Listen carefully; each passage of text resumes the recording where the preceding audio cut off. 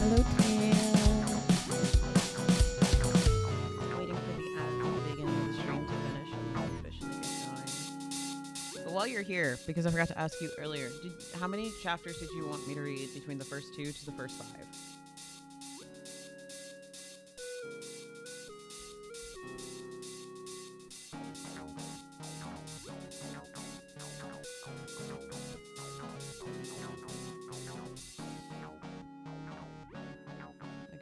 Actually, I'll just message you in Discord.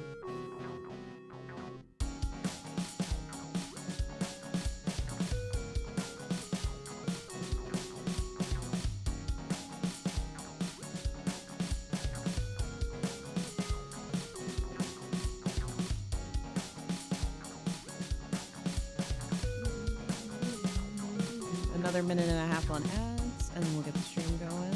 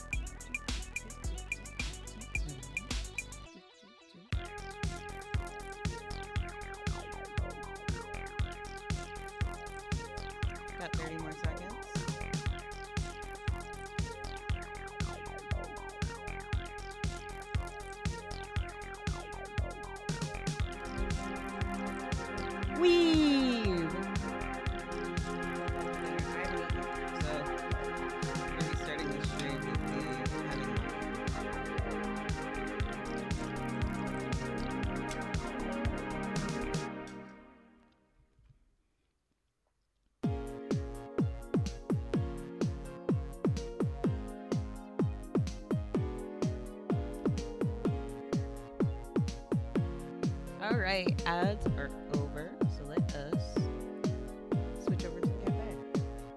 Hello, everyone. Welcome to the stream. As it says, today we are going to be reading stories.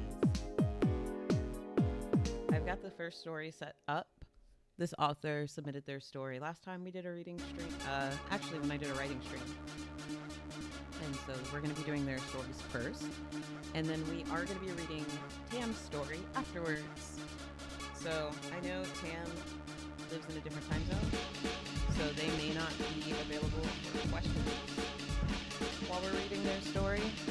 But Tam did give me a bunch of character notes and stuff I can share once we get to their story. Hello! Hello, Busy Bard.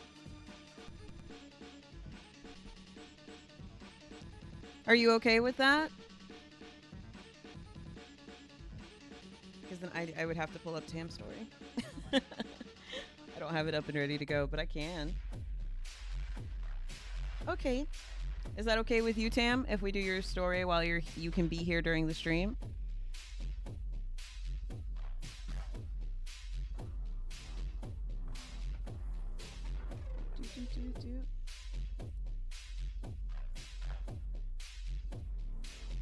Cool. All right. So let me actually pull up your story then, because I didn't have it up. I gotta pull up now. Loading.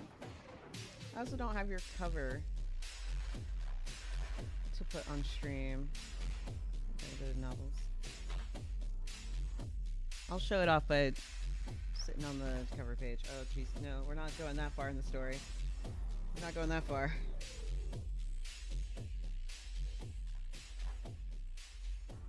I need to do the pinned thing anyway, so we'll start with that.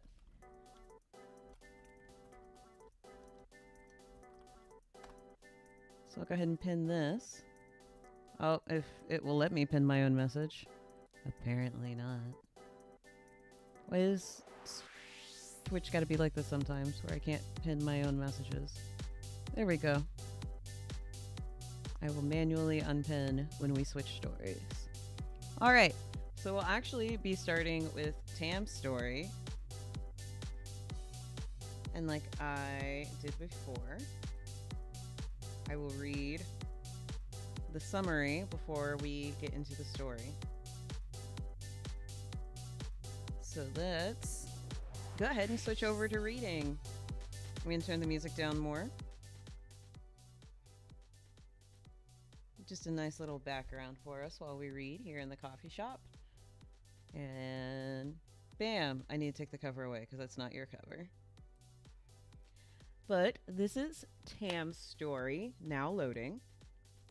It is a romance slice of life, and I, for one, love it. It is sweet as candy between the two leads. But let me go ahead and read the summary. Owen, the charismatic creator of the hit game Goblins and Guillotines, has built his success by leading with charm and passion. He worked hard to leave his past behind, using his game to create a stable and fulfilling life. But when his path crosses with Caden, a once popular content creator who vanished after a devastating trauma, Owen finds himself drawn to helping someone who hides deep scars beneath a guarded exterior.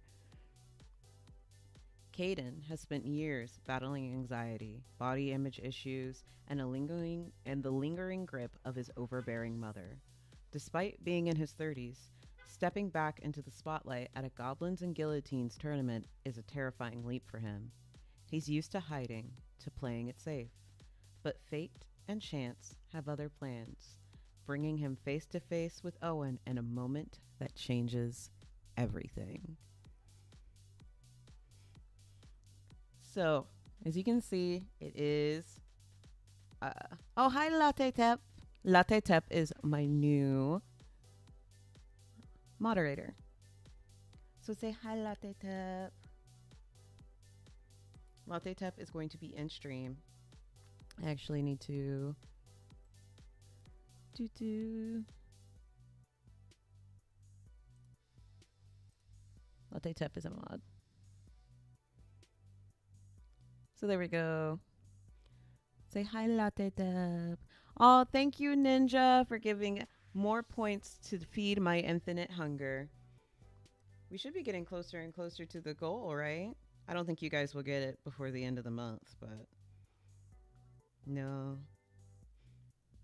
Weeb, thank you for feeding my infinite hunger, getting us 1/4 of the way there. Look at you guys go, getting us 1/4 of the way there. You guys are awesome. I'm going to have to change what the goal was because it was supposed to be for reading streams, but then you guys talked me into doing them anyway. I'm going to have to change what that big goal is.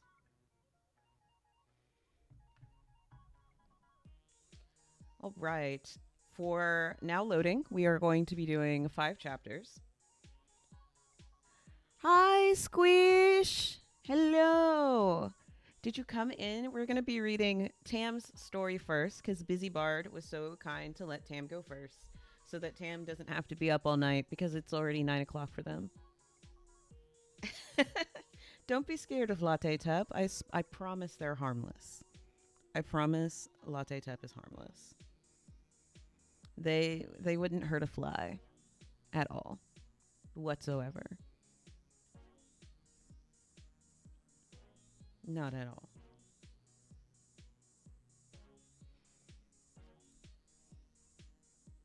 Oops, how do I not have the first chapter liked? That's on me. Whoops, we didn't see that. Yep, we're doing Tam's story first, and then we will be doing Busy Bard's story second. So, we are... I forgot that this was how it started. So, chapter 1, The Face Reveal. 3 years ago. My cute lizard avatar froze. What used to be big and baby-like eyes was replaced with my look of horror. Oh, Labyrinth of Sound! Aren't you still streaming? What are you doing in my chat?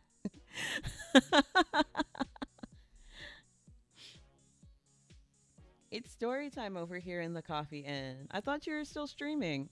Did you come in to ask me a question? It's okay, we just started. You can ask me a question real quick. Oh, you got stuck? Let me see if I can reopen your stream.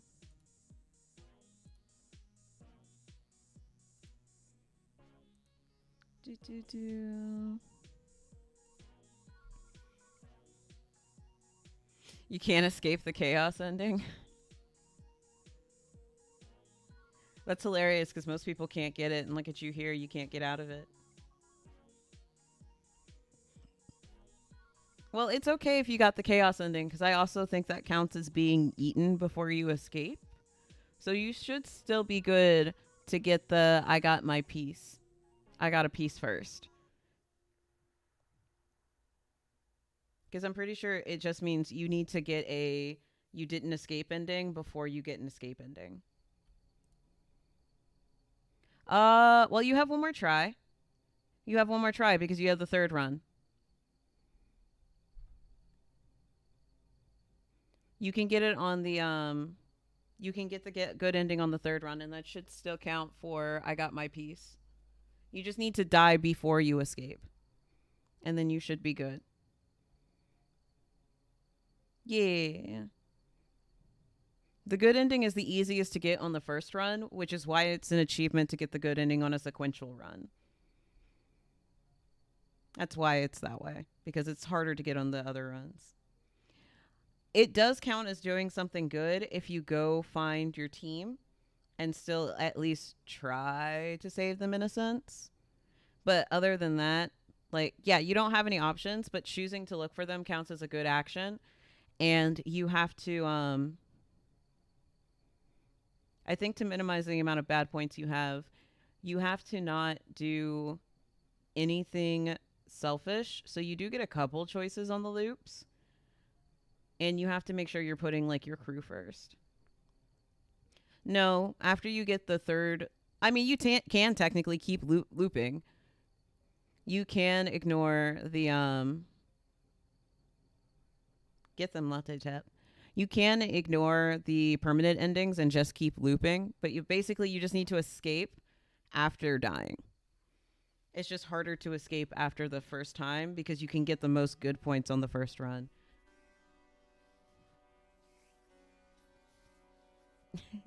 If you didn't know, I should give Labyrinth of Sound a shout out.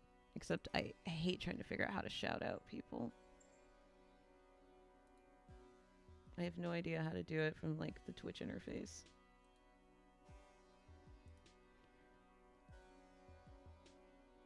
I want to do a shout out, but I don't know how to do it.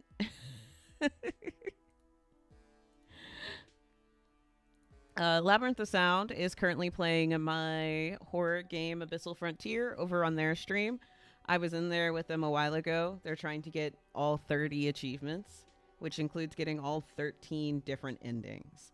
Right now, they're trying to get one of the harder loop endings, which is you have to get a bad ending and then manage to get the good ending, because the good ending is the easiest to get on the first run. But anyway, back to reading. So, I'm going to reread the first part since I was interrupted.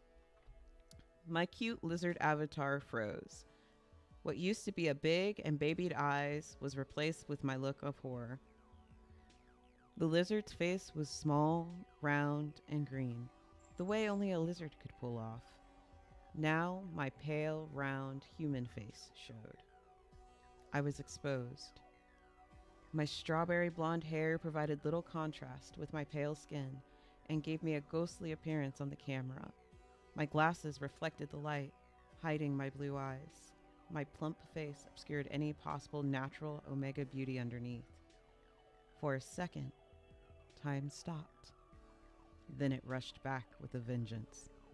Chat erupted. Words tumbled together in a cascade of gross and fat, intersped with a flood of disappointed emojis and harsh expletives. I watched as the chat text kept moving, getting replaced with more and more hate. The bile rose in my throat. My trembling hands hovered uselessly over the keyboard. Weaponized waves of hate continued to emanate from the stream chat.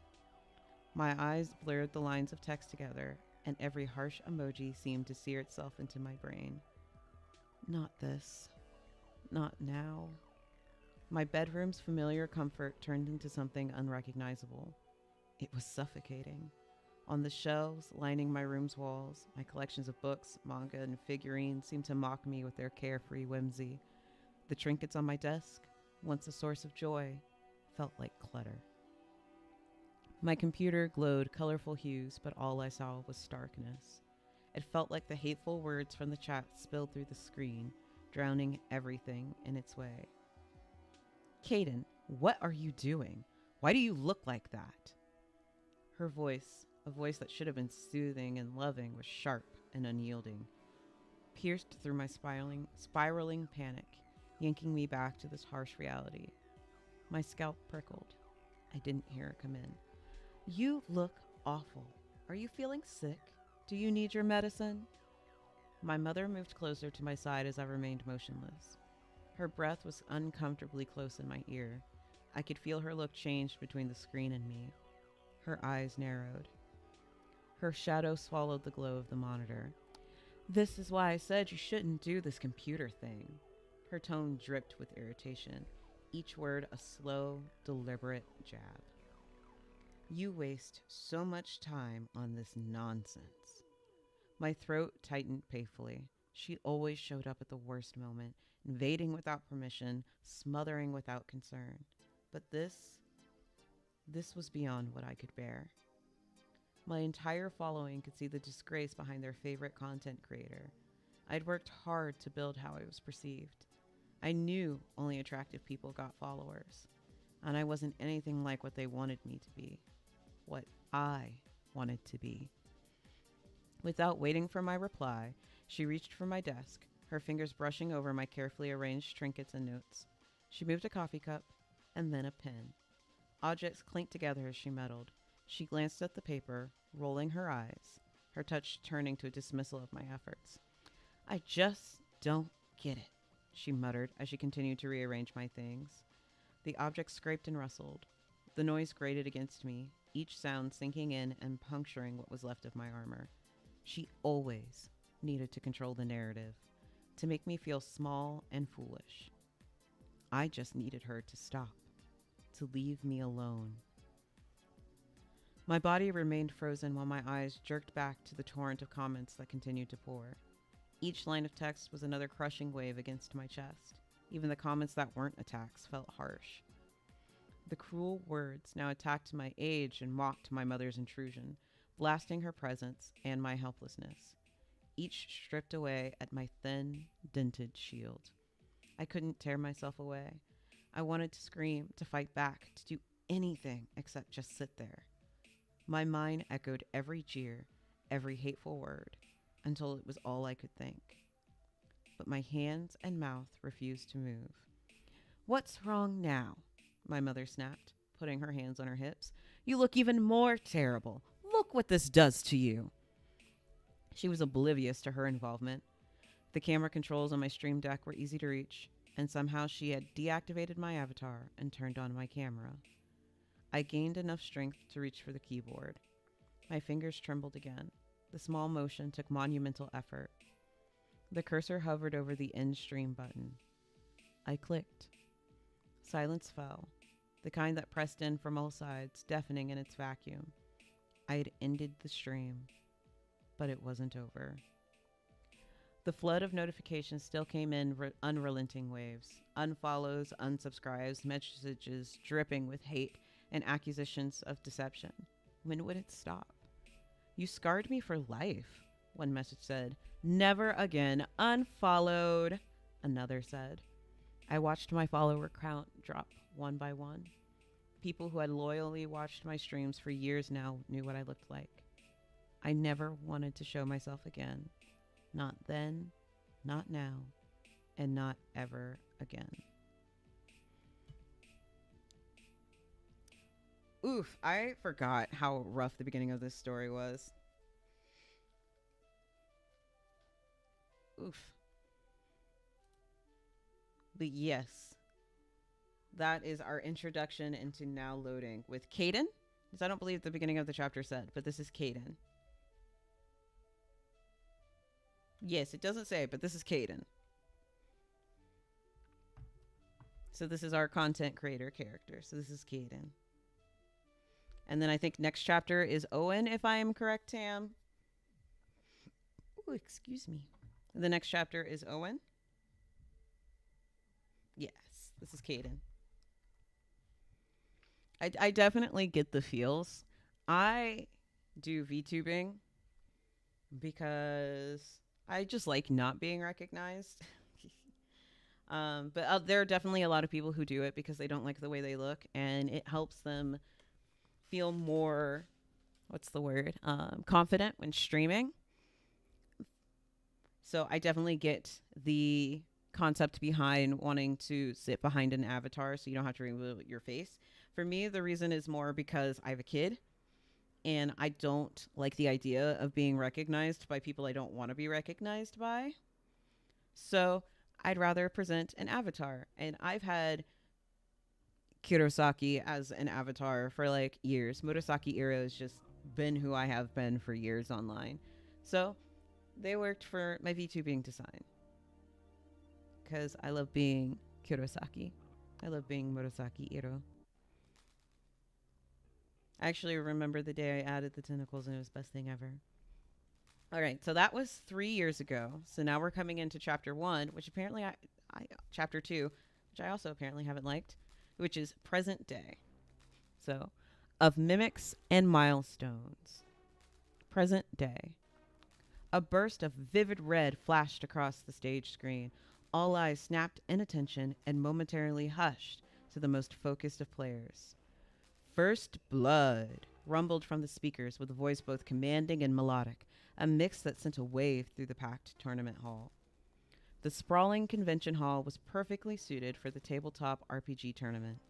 Rows of tables stretched across the room, all filled with the clatter of dice and the chatter of players.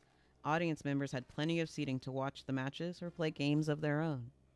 Clusters of spectators gathered around the edges of the main table in front of the stage, their eyes glued to the action, every failed roll met with gasps and passing dice rolls, cheers. A blue carpet separated the stage, filled with giant screens and flashing graphics from the main tables. Goblins and guillotines game banners swung gently from the ceiling, while posters and life-size character cutouts added to the vibrant and active atmosphere. This was the third year Goblins and Guillotines was featured at RPG-a-thon Con. That's a name. The region's most popular science fiction and fantasy convention. This year marked their second year as a major vendor, celebrated with a showcase tournament. Special teams carefully selected through auditions were invited to participate, adding an air of prestige and anticipation to the event. The announcer's deep voice boomed from the speakers. Welcome to the Goblin Kingdom of Aloria, a realm teetering on the brink of chaos, where players embark on perilous quests in a fantastical world rife with danger and intrigue. In this land, where cunning goblins lurk, powerful artifacts await, and the threat of the guillotine looms, only the brave can hope to survive. As the words faded, a vibrant collage of scenes from Aloria and its neighboring kingdoms appeared. Everyday moments, bustling marketplaces, and grandiose battles flashed across the screen before the lighting dimmed, casting shadows and transitioning to a foreboding darkness before showing the game's antagonists. The event's MC, Owen, stood out effortlessly. His royal, blue long-sleeve shirt, layered beneath a black jacket with gold accents, lent him an air of polished elegance, accentuated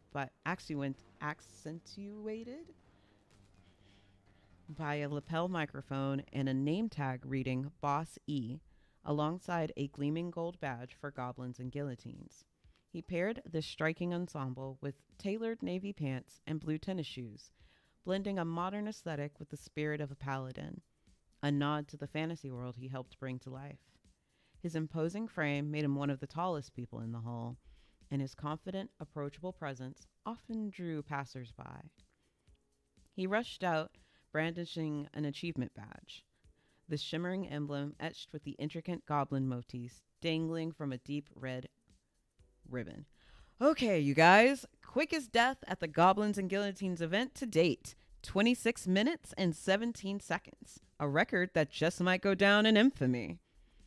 Many paused to catch a glimpse, murmuring about the charismatic Boss E and the attractive staff, Alpha and Omega alike, who had become the highlight of the event. The players, who are at one time deeply involved with their own campaigns, laughed, and some even whooped. Owen chuckled, adjusting his thin wireframe glasses as he scanned his tablet. Congrats to Aardvark on his latest player's kill. His latest player kill. You've got quite the talent for making history. Let's find out what happened. He strode confidently to Aardvark's table, the main cameraman following closely behind, weaving carefully through the maze of cables and bustling assistants. The veteran guide master and popular game streamer, Aardvark, lounged at the head of his table with a smug, triumphant grin buried beneath a thick beard. He was known for showing no mercy, regardless of his opponent's experience, a reputation that had earned him both admission and trepidation among players. With vibrant red hair, thick glasses, and an imposing beard, he was a striking figure who commanded attention. Despite nearing 40, his hair showed no signs of fading, a trait often whispered to be due to his alpha status, further adding to his mystique.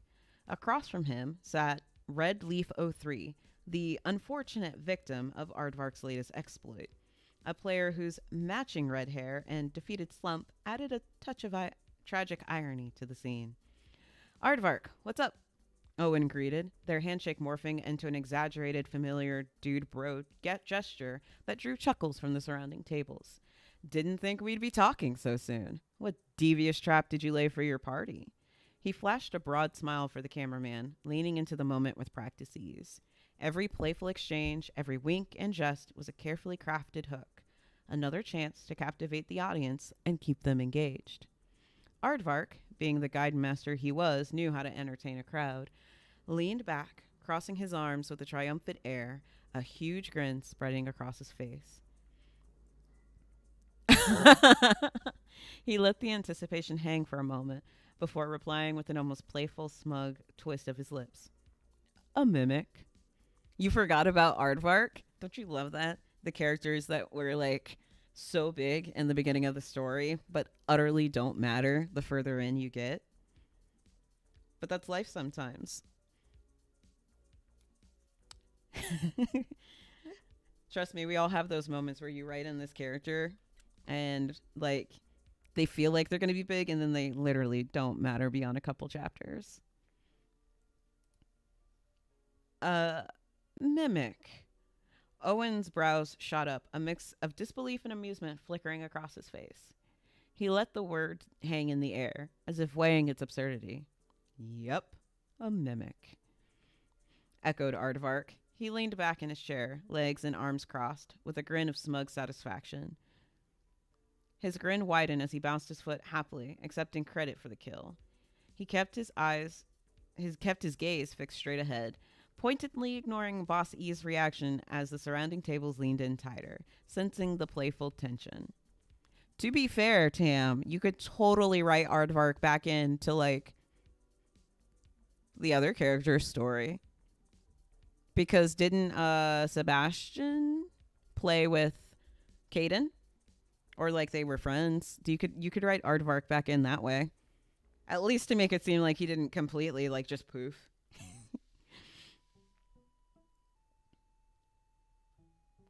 A mimic? Owen's jaw dropped, disbelief coloring his voice as he spun to face Red Leaf 03. The player, true to his name, had flushed a deep crimson from his hairline to his neck and lay flattened face down on the table, a muffled groan escaping him. Ignoring the kid's dejected mood, Owen pressed on, incredulity clear in his eyes. Dude, a mimic? Excuse me. Red Leaf 03 slowly lifted his head, his eyes wide and fixed with a mix of belief, betrayal, and disbelief, as if the MC himself had orchestrated his downfall. He stared wordlessly, the silence speaking louder than any words could as a ripple of laughter passed through the onlookers. Man, your dad laid the easiest trap, and you fell for it. Owen snapped his fingers, grinning as Red Leaf 03's groan deepened and the crowd's laughter swelled. Boss E tip time, Owen announced, striking a mock serious pose. Use a sentient scroll to check treasure chests before touching. Some of them are hangry. The crowd giggled, and Red Leaf 03's table mates elbowed him as he whined. But it was a door! A door! Dad! He dropped his head against the table, the complaint stretching out pitifully. Owen muted his mic and leaned in close to Aardvark's kid, whispering, "You'll never do that again, huh? Have them resurrect you and keep playing. And, psst, it's way too easy to figure out your real name, Eric." He ruffled the kid's hair in a quick but reassuring gesture before he walked past, then turned to Aardvark with a wide grin, giving him a hearty high five for the effortlessly earned first kill badge against his own offspring. Brutal, dude. But boy, would I. If I ever played with my kid, I absolutely would take advantage of that and kill them on like as soon as possible. Owen motioned for everyone to mute their microphones and gather around. With broad smiles and laughter, he and the rest of the staff crowded together for a photo around Aardvark, who proudly displayed the first blood badge. Several hosts couldn't stop giggling, their laughter echoing through the halls. All right. Remember to keep up good interactions with the players at your table between my rounds," Owen called out, his voice warm and commanding as it carried over the lively noise of the hall. He pushed his glasses up and scanned the rows of chairs set up for the audience. "And don't forget to post comments with the stream. It's not just about the players, it's about the audience too." "Right, boss." The group nodded, quick smiles flashing before they dispersed, spirits high as they moved back to their positions. Conversations and laughter followed in their wake, blending seamlessly with the lively atmosphere of the hall. Boss E turned his mic back on and played to the camera. Okay, everybody, more firsts for the game to come. What will be next? He raised his arms theatrically, inviting the crowd's enthusiasm. Cheers erupted in response to the handsome alpha, the energy in the hall crackling with anticipation. Man, I forgot how good, like, some of these early chapters really are. Because, like, totally vibe with it. Video games, streaming, tabletop RPGs, like, all around my jam. And I also forgot about that. I forgot that Red Leaf was Aardvark's son. But yeah, like, totally get the vibe. Totally would do that to my kid, too. We are about to have ads, so I am going to pause right here and let the ads run, and then we'll pick up with chapter 3 after the ads. This is a great reminder to stretch, hydrate, and take care of any needs you might need to, and I'll see you guys back here in a couple of minutes. Let me put the BRB on.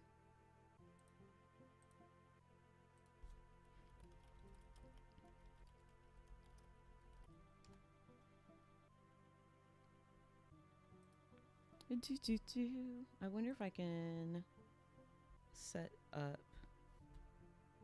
Oh, that's slightly easier to see the stream. We'll be right back, actually.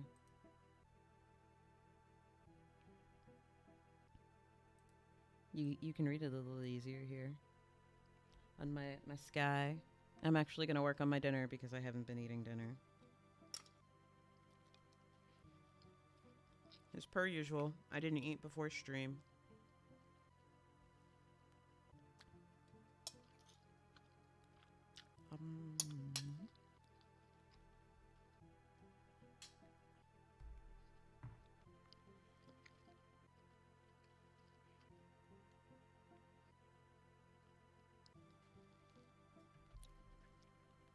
One of these days I'll remember to eat.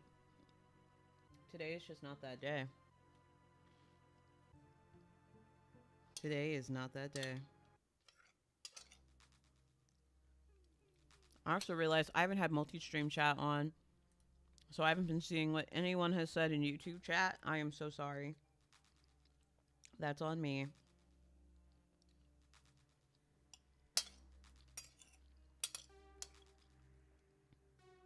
Um.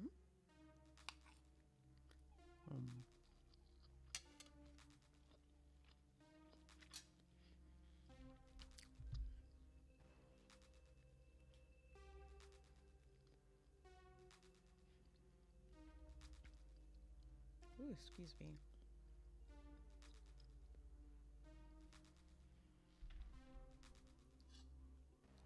Maybe Aardvark is like a friend of oh gosh, my mind is blanking. What's his name?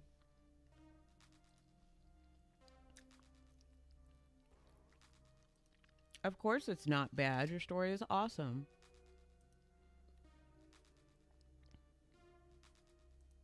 I'm trying to think. Man, what is his name?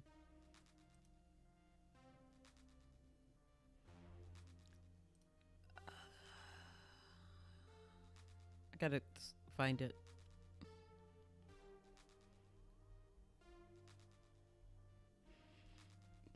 So much is going on. Theo. Maybe Aardvark and Theo are friends. Maybe you can do it that way. And have Aardvark and Theo be friends. Oh no, stream's about ads are about to end. One more bite.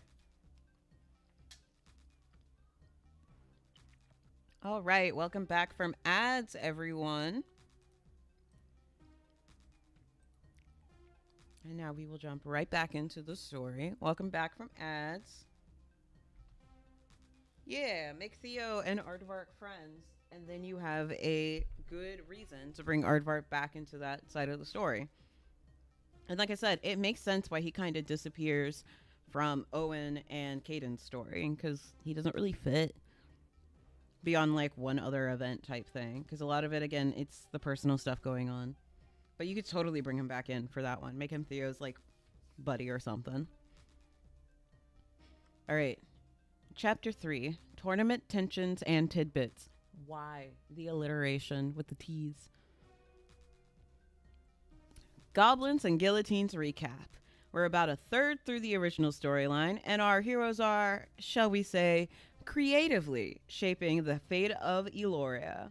Boss E grinned as he spoke, his voice brimming with energy. I can tell that you love alliteration.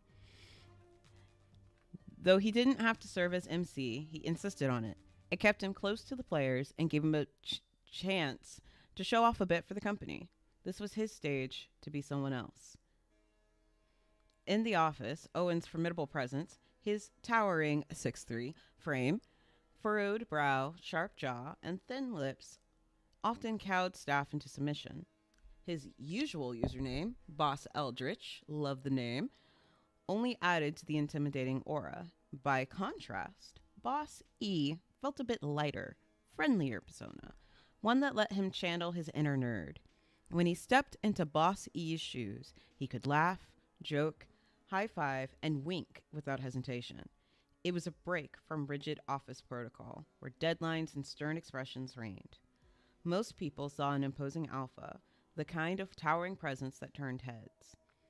The Goblins and Guillotines game was at the 2-hour mark, with players making their way through the event campaign. We'll reveal the limited edition merch in about 35 minutes. You don't want to miss the first release of our exclusive Goblin and Guillotines miniature line. Which character will it be?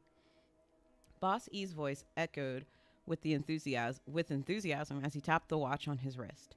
A countdown timer flashed at the bottom of the tournament displays, triggering an excited ripple through the crowd. Owen stepped away for a brief stretch, leaning back between two chairs behind the stage. Outside the event hall, the screen showcasing the gameplay had attracted so many onlookers that the convention center staff scrambled to bring in more chairs. It was only the first day of the con, and space for everyone was at a premium after a few hours. Designer Nettie and storyteller Bryn? I'm going to go with Bryn unless you say it's Burn. Bryn stood by at the table of Easy Breezy Beautiful Brains, or EBBBBs for short. That's not for short anything. And Nettie, a tall alpha with red curls and hazel eyes, wore royal blue form-fitting pants layered with a full-length black vest with the gold detailing.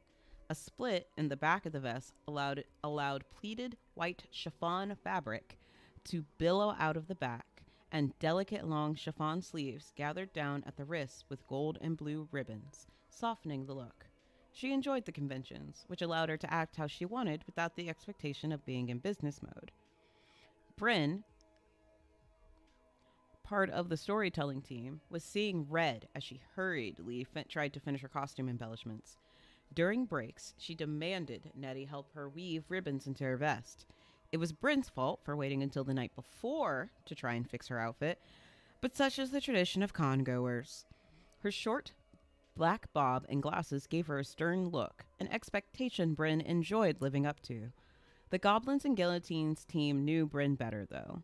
Her mischievousness unparalleled among staff. Bryn often targeted Nettie despite their closeness. First, Alpaca Annie and then Tiger Titties XXX abandoned the game to help weave ribbons. That username. Weeb, you're in good company. That username.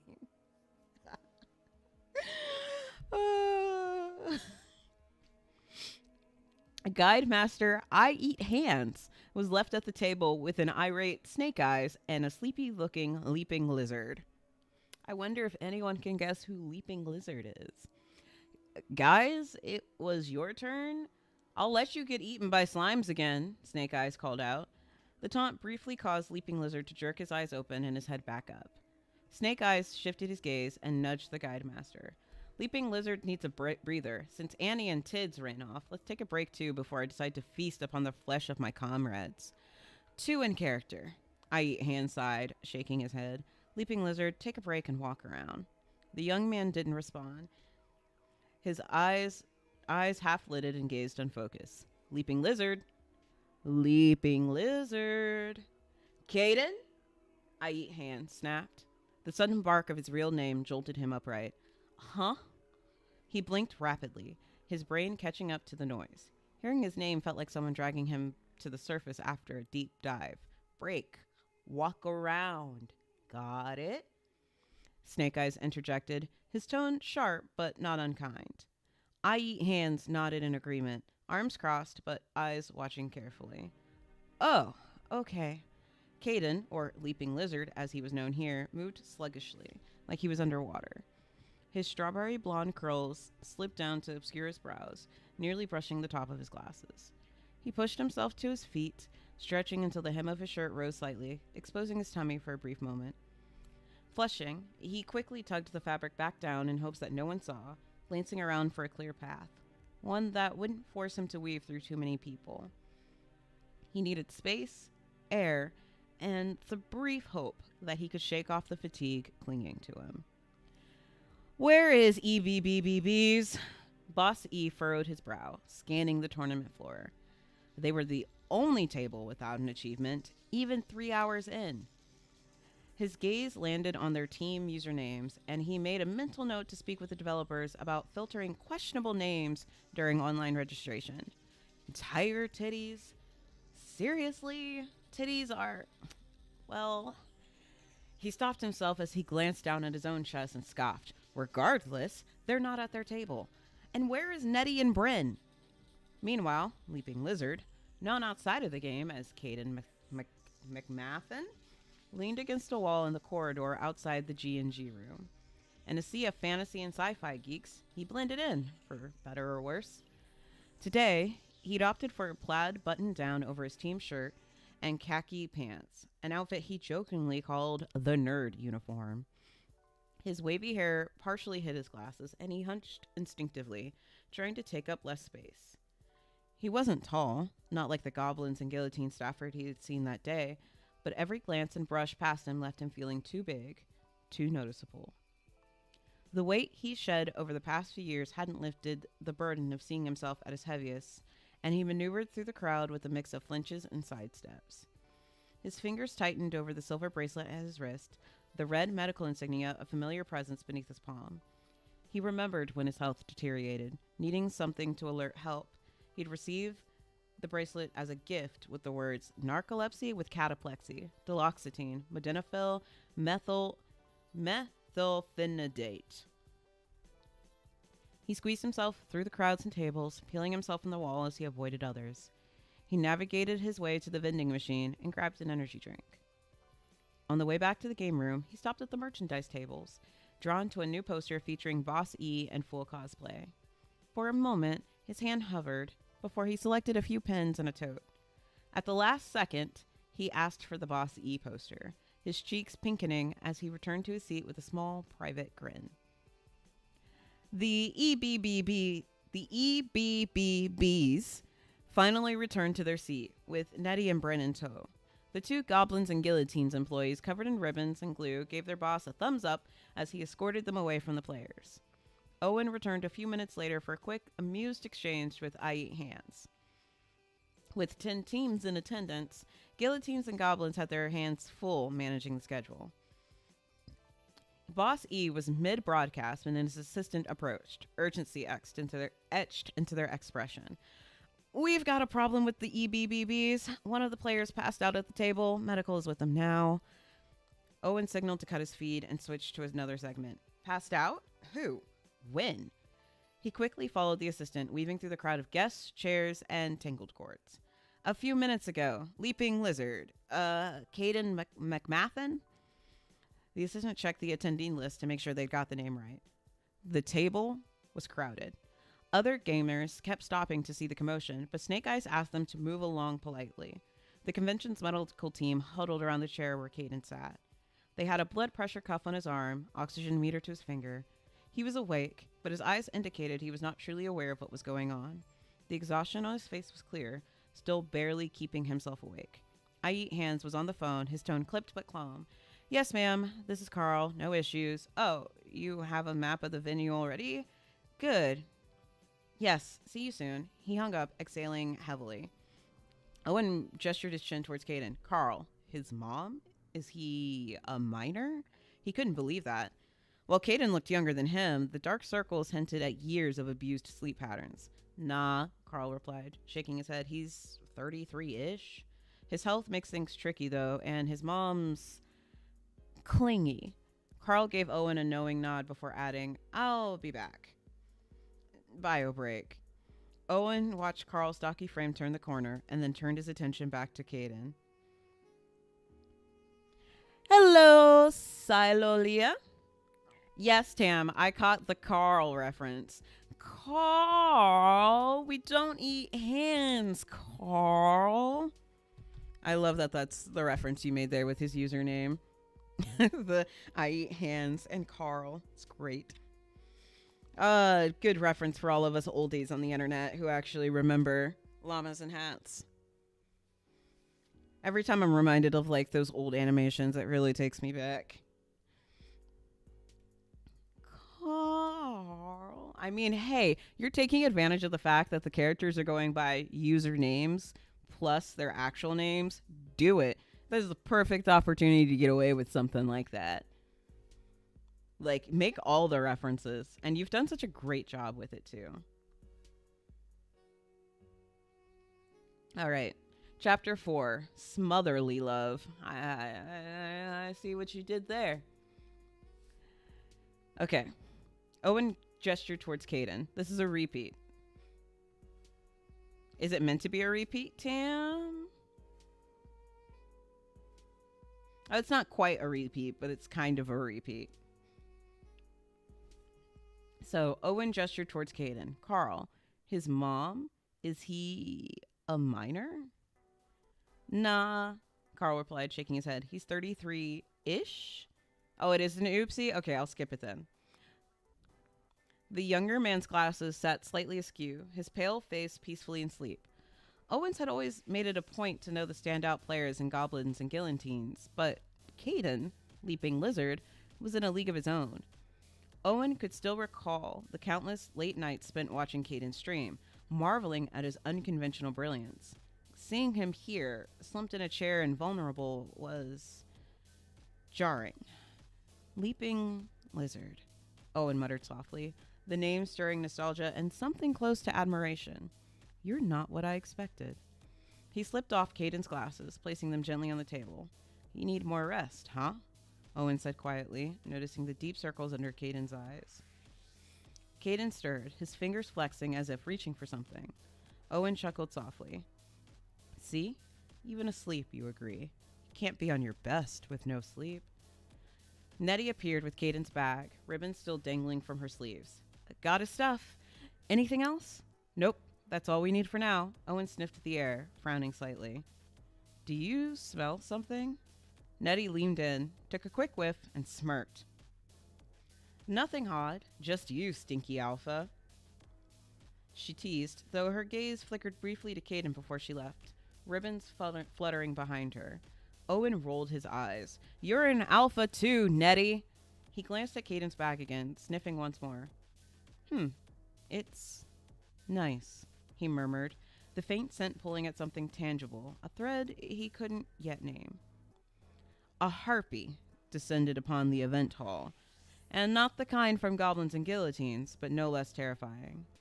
The doors swung open, and Mrs. McMathen marched in, her broad figure cutting through the crowd with purpose, her voice already cutting through the chatter like a battle cry.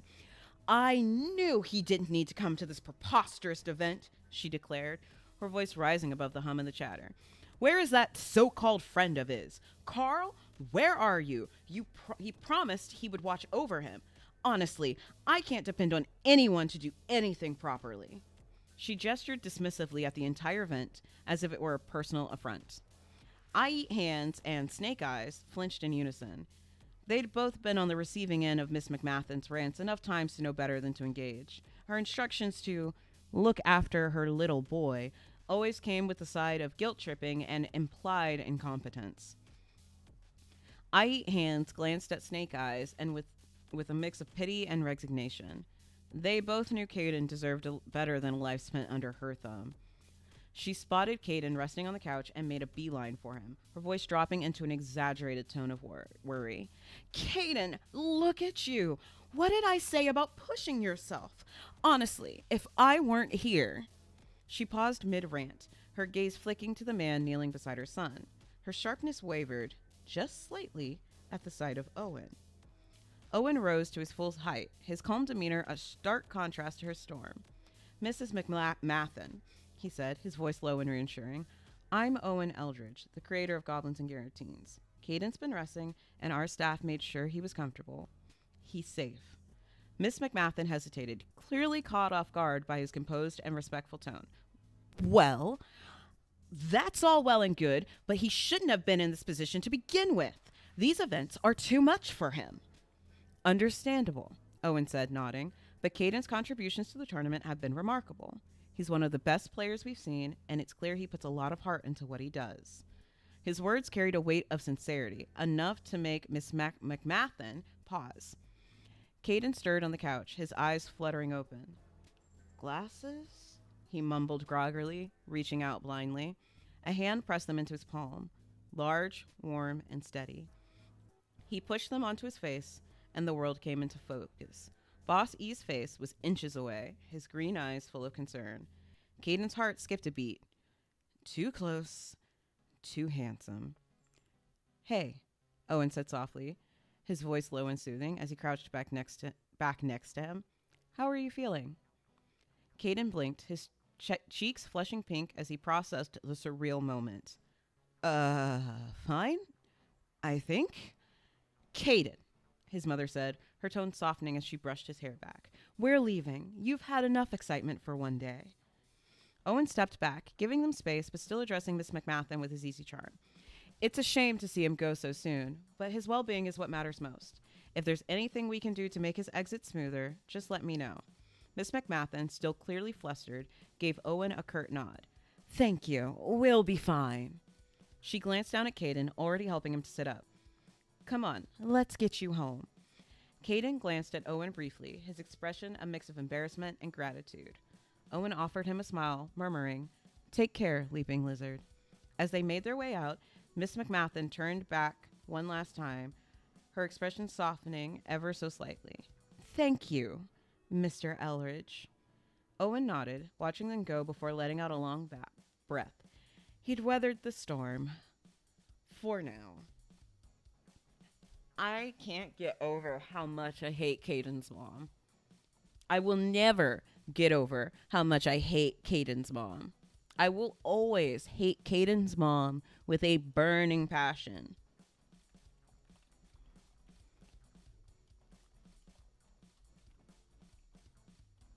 She literally sucks so hard. I literally can't stand her. I mean, but even here, like, she comes in bashing Caden's friends and then only gets polite when somebody who's willing to, like, stand up and clearly has more power than her. Like, that tells, like, it doesn't matter that she was being nice here. Like, it's so clear how she is just from that small thing. Because to go from bashing pretty much everyone, bashing his friends and being like, oh, they're awful friends, even though they didn't do anything, and then only being semi-polite with someone who clearly has more power than her, tells you everything you need to know about her. Is that if she can't control the narrative, she'll put on a front until she can control it again. And I hate those, like, I know part of it is just like the hate that kind of mom because it hits a little too close to home, but absolutely everything about Caden's mom pisses me off, just with a burning passion. I also sent you a message on Discord, Tam. Oh gosh, I can't stand it. Hate beyond hate. She is very well written. I will give Tam that. She is very well written for an overbearing, over-controlling mom who just can't bear the idea of letting her son do anything and is willing to hurt him if it means maintaining her control over him. Like, fantastic writing. Nailed it. That's why I hate her so much. It's because she's written way too well, and it's why I hate her. I can't stand that kind of parent. But this is where we are going to end with Tam's story, because Tam only wanted me to read the first 4 chapters. So if you are interested in reading the rest, you can read the entire story. I don't think it's done yet. You can tell I'm like missing the last 2 chapters. But I think there are a few more chapters, Tam. Or is the chapter I haven't read the last chapter until you switch into the other arc? Getting there. Okay, so there is still more coming. But Tam's got 80 chapters up for you to read for free on Tapas. So you can click the link in the pinned message, and I will send it again. And you can read up to chapter 80, which is all that's currently available for free right now on Tapas.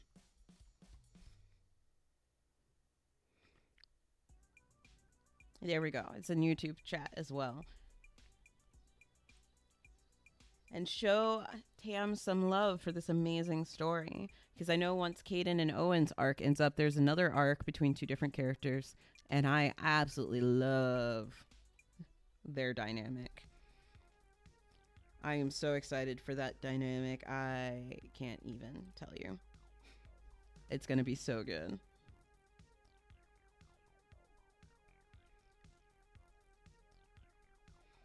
Of course, Tam. You support me, and I'm here reading your story, so I'm going to support you. Yes, Weeb, you are not ready for Sebastian and Theo. I am ready. I am so ready, but nobody else is ready. You guys are not ready for Sebastian and Theo, and I am so excited.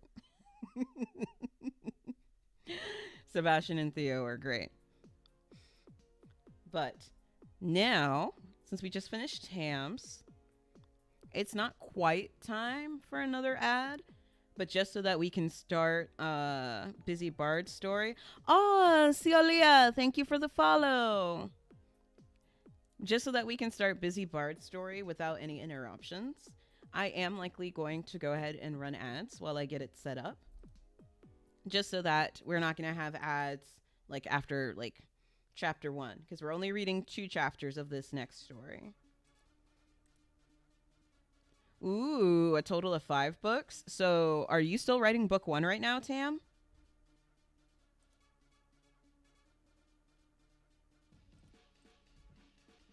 Like, is this all counted as like book 1? And does each book follow a different couple? Okay, so yes, this is all book 1. Does each book follow a different couple? Waiting on an answer.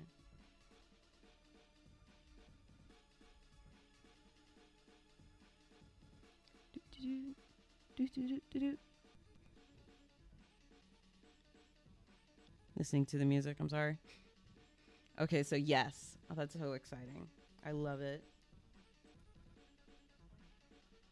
Absolutely in love with it.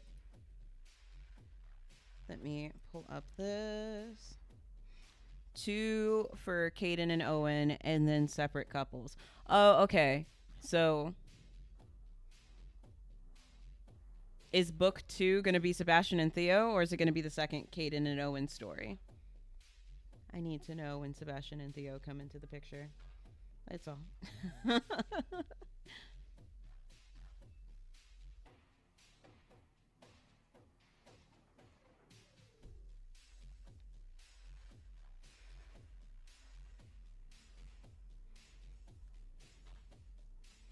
We wait.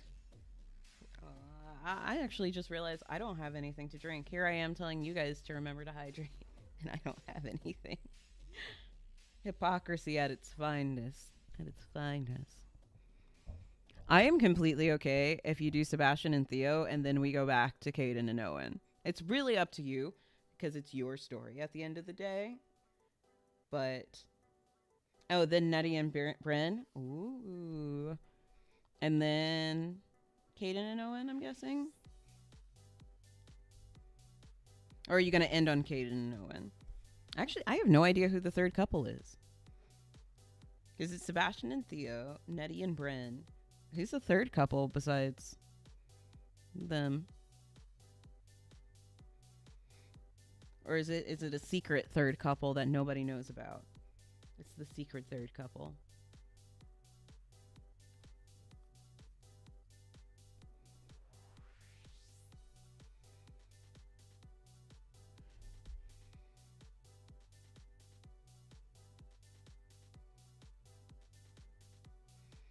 Oh, it's okay, Weeb. Enjoy your lurking.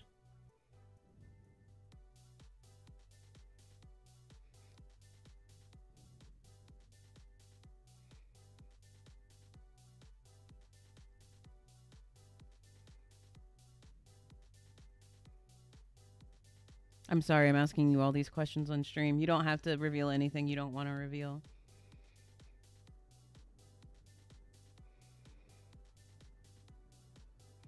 Ah, okay, that explains why I don't know who they are yet. Well, you don't have to reveal who they are yet since you haven't even revealed them in story.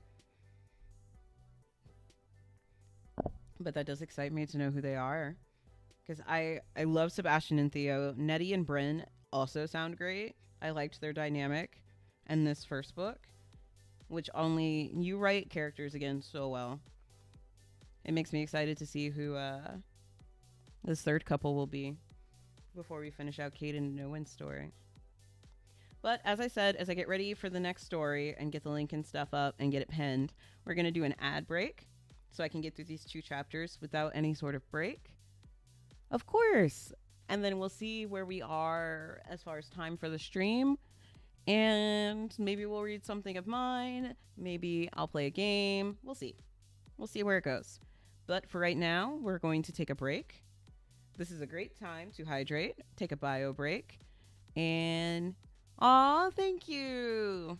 That is my main story on Tapas, my most popular one. I have 5 stories on Tapas right now, one that is finished. But yeah, for right now, we are going to take a quick break, and I'll see you guys in a little bit. I'm going to go get myself something to drink, because I need to stay hydrated as well. Even eldritch beings need water, unfortunately.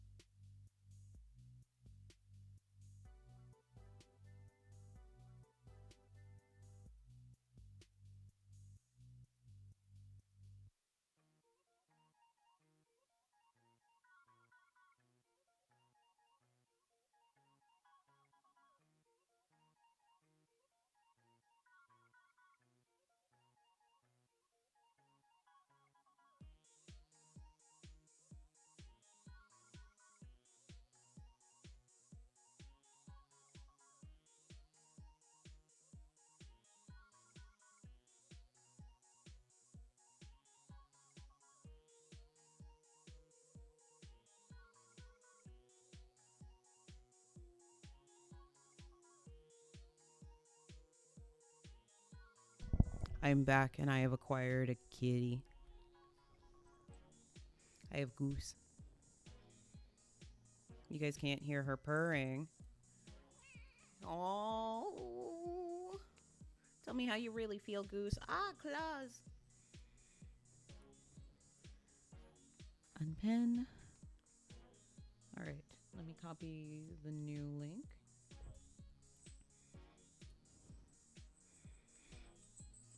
I'm gonna send this one in chat. Oops.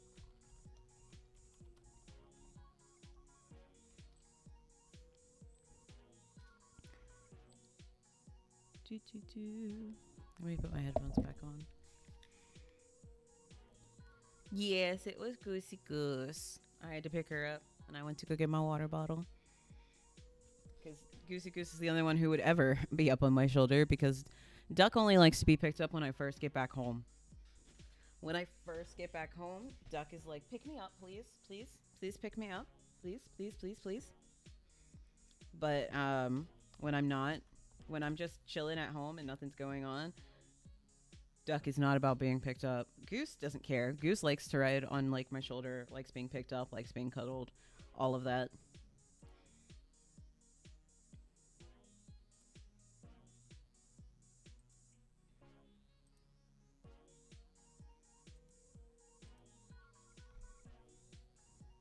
All right. Welcome back, everyone. Busy Bard, are you still in chat? Wow. Wow, Twitch.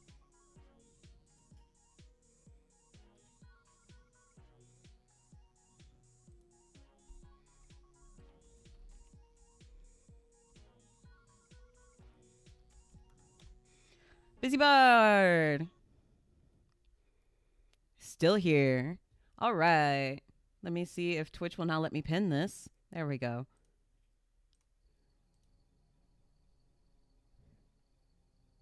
I've now got it pinned.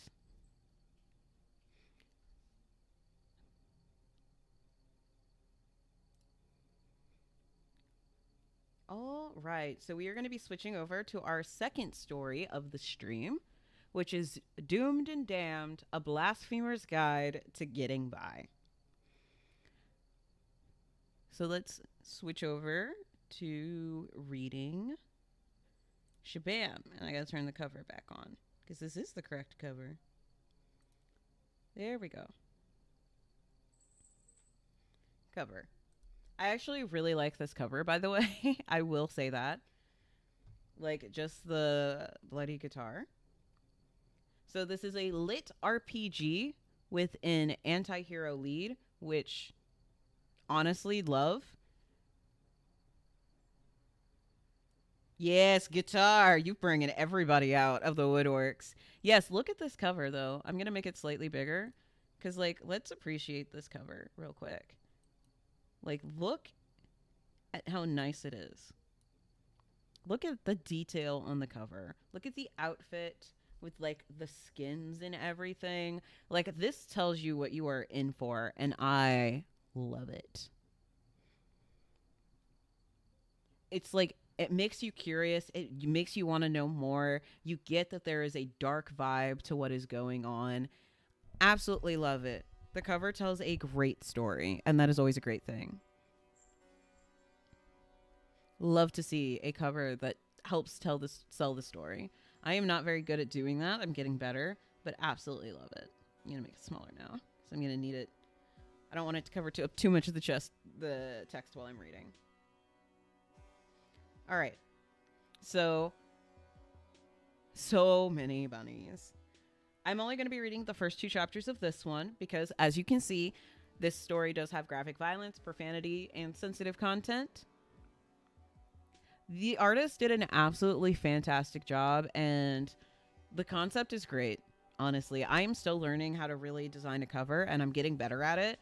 But this is a fantastic job of a good cover that helps let you know what you're in for. Because I have read the first couple chapters of this, and this does a great job of setting the vibe before you even get into it. So, for our summary, Simon was just trying to survive another Tuesday.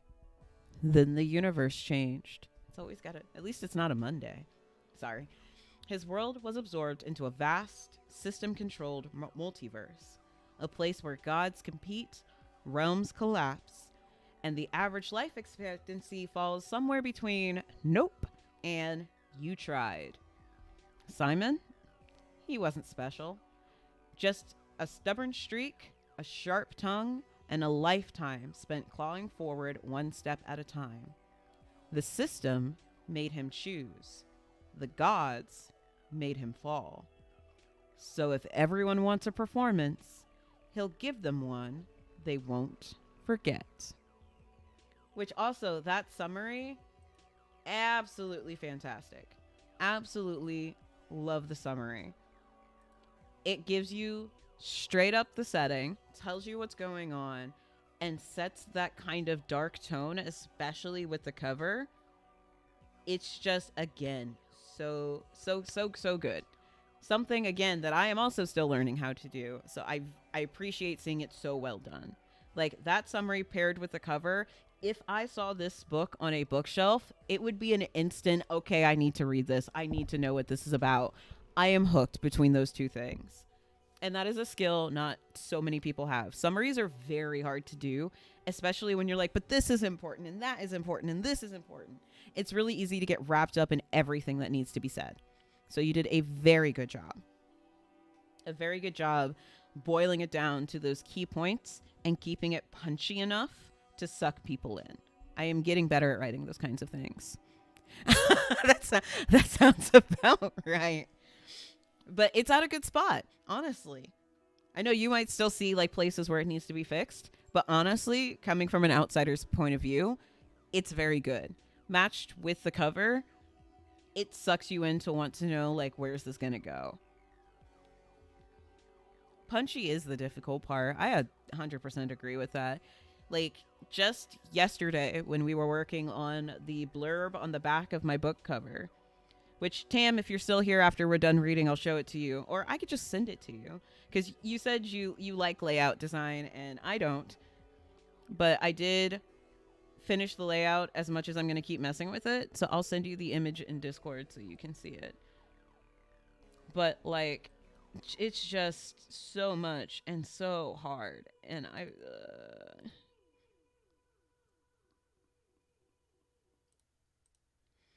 it's just so difficult. But like even trying to do that and trying to get it to a point where it looked okay, it just felt like I was pulling my hair out because it's like you don't want to put too much, but you don't want to put too little. You want to make it sound good. You want to make it sound punchy because it's what's going to make people pick up the book. And it's just like, so it needs to sound good, or like in this case, click on the story to read it. So it's definitely the hardest part. I sent it to you, Tam. But anyway, let's get going with prologue, Out of Order. It was a quiet night. Jorik preferred it that way. From inside the small gatehouse on the wall of Varnholt, he watched the snow whip across the frozen landscape. The cold was biting, but the thick stone walls and old iron stove kept it tolerable. He nursed a thin mug of tea, cradling it between calloused hands. In front of him, the aurora pulsed in soft waves of green and pink, its light filtering through the magical glass. Jorik enjoyed watching it.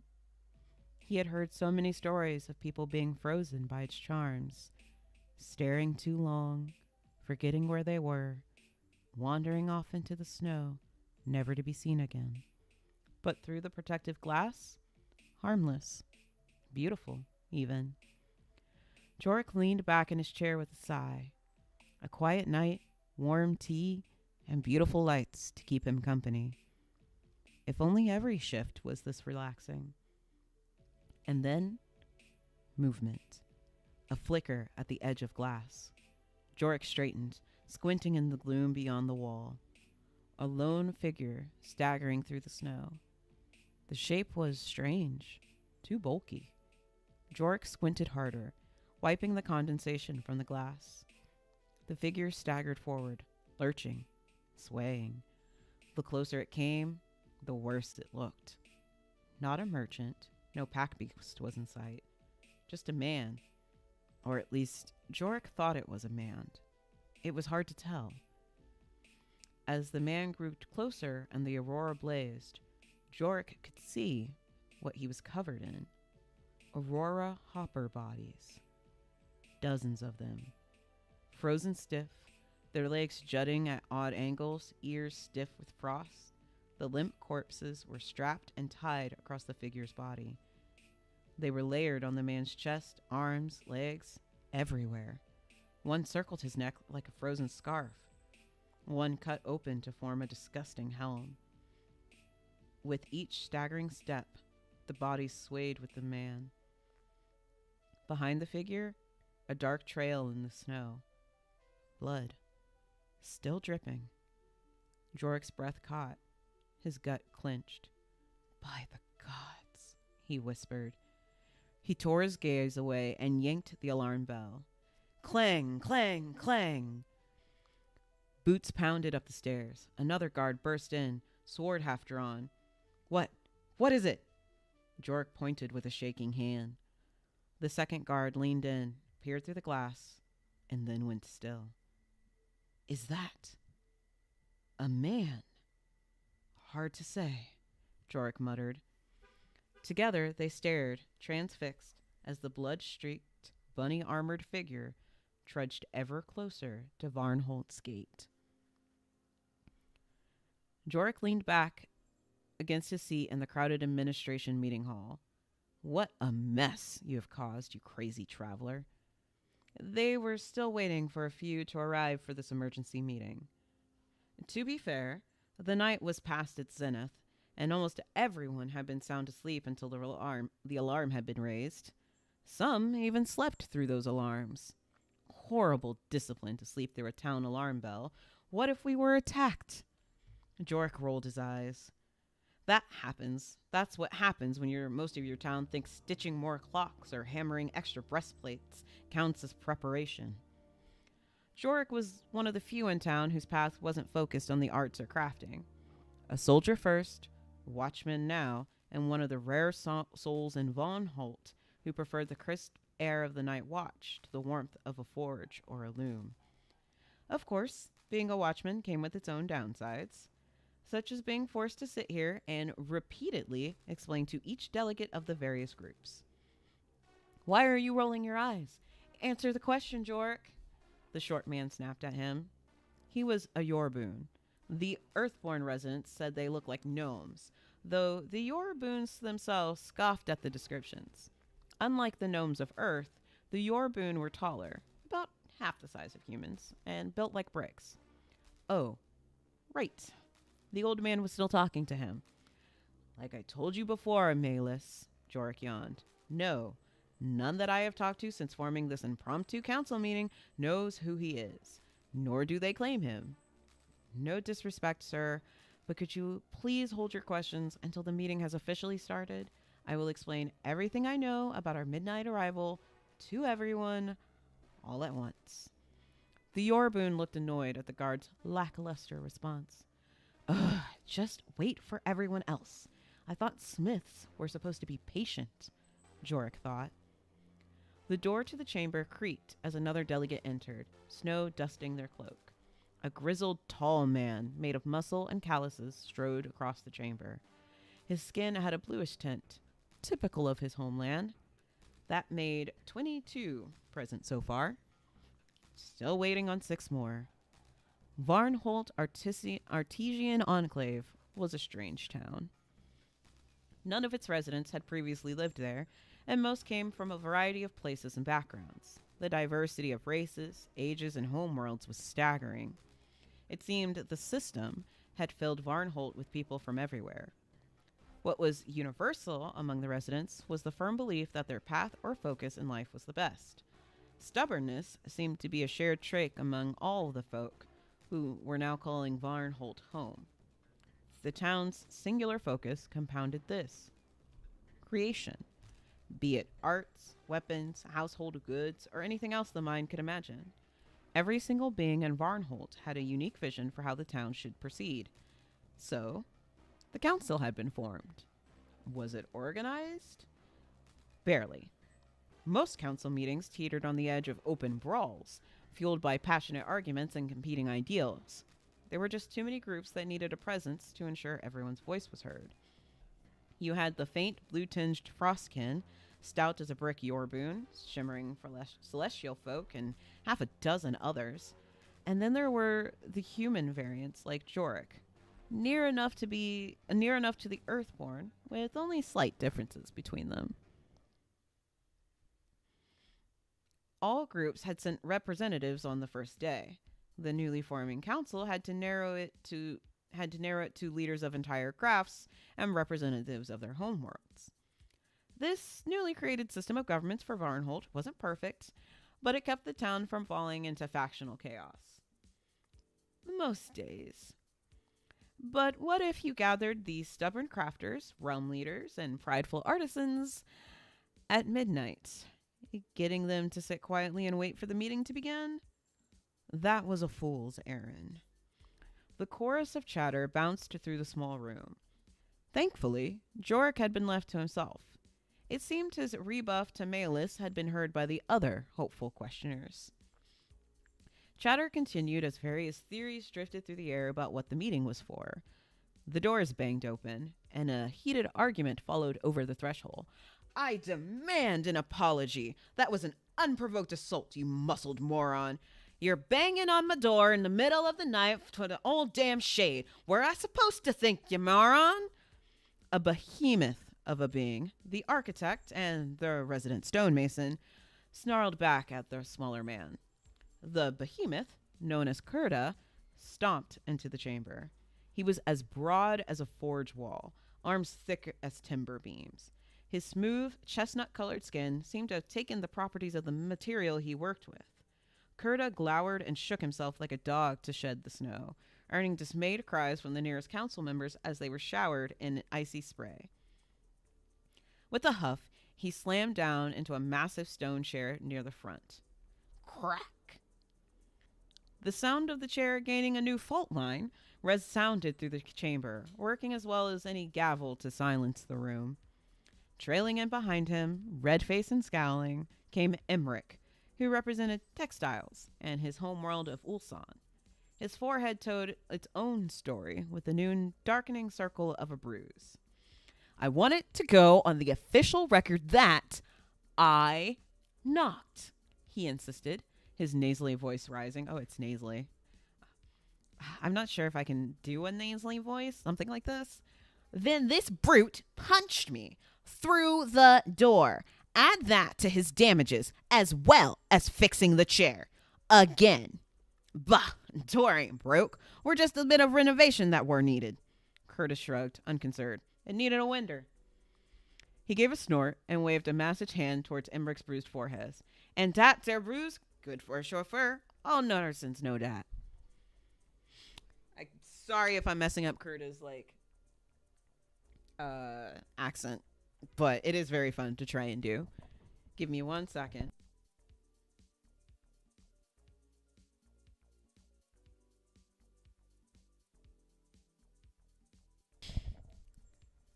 Also, trying to do... I haven't done a nasally voice in a long time. I hope I did that nasally voice justice as well. Jorik watched the exchange with weary amusement. Those two were always at it. Ooh, excuse me. I bet trying to do that accent justice. No council meeting went long without Kurda and Emmerich finding some excuse to snap at each other. He was pretty sure Kurda was fully aware of who was at his door before creating his new window. Tonight's little scuffle would just give them both new fuel for fights in the upcoming weeks. Jorik swept the room with his gaze, noted relief that the last of the stragglers had arrived behind Kurda and Emmerich, most likely at a very staggered distance.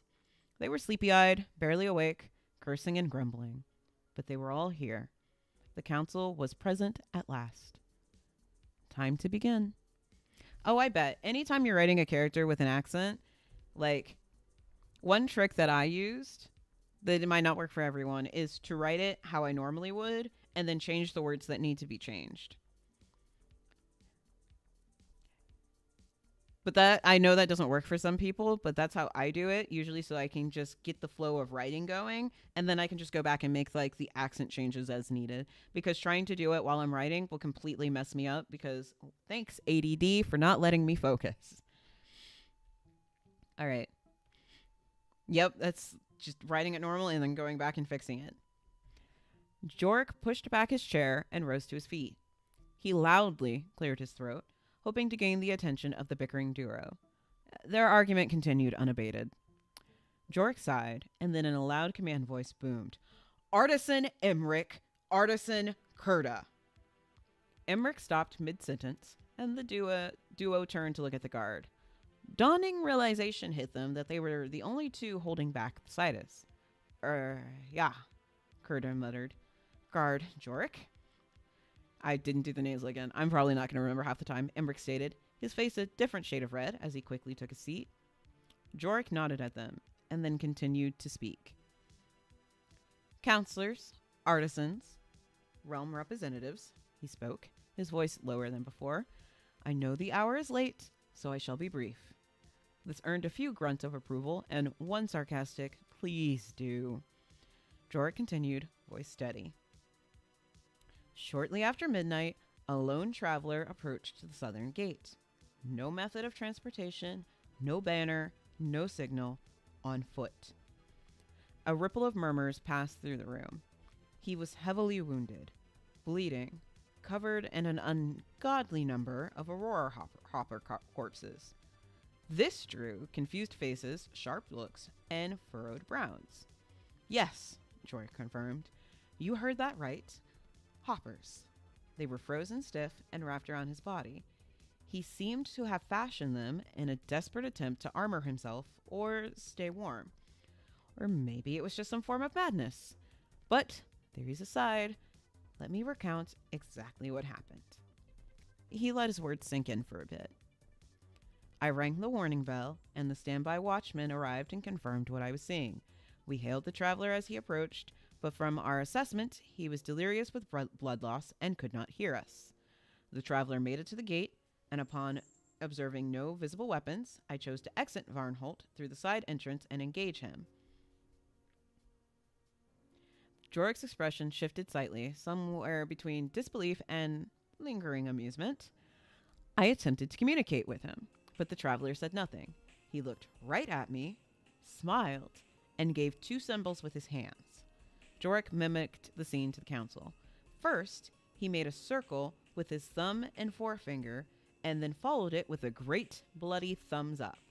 I assume he was trying to indicate he was fine. He demonstrated both gestures as he spoke. A ripple of quiet amusement moved through the room.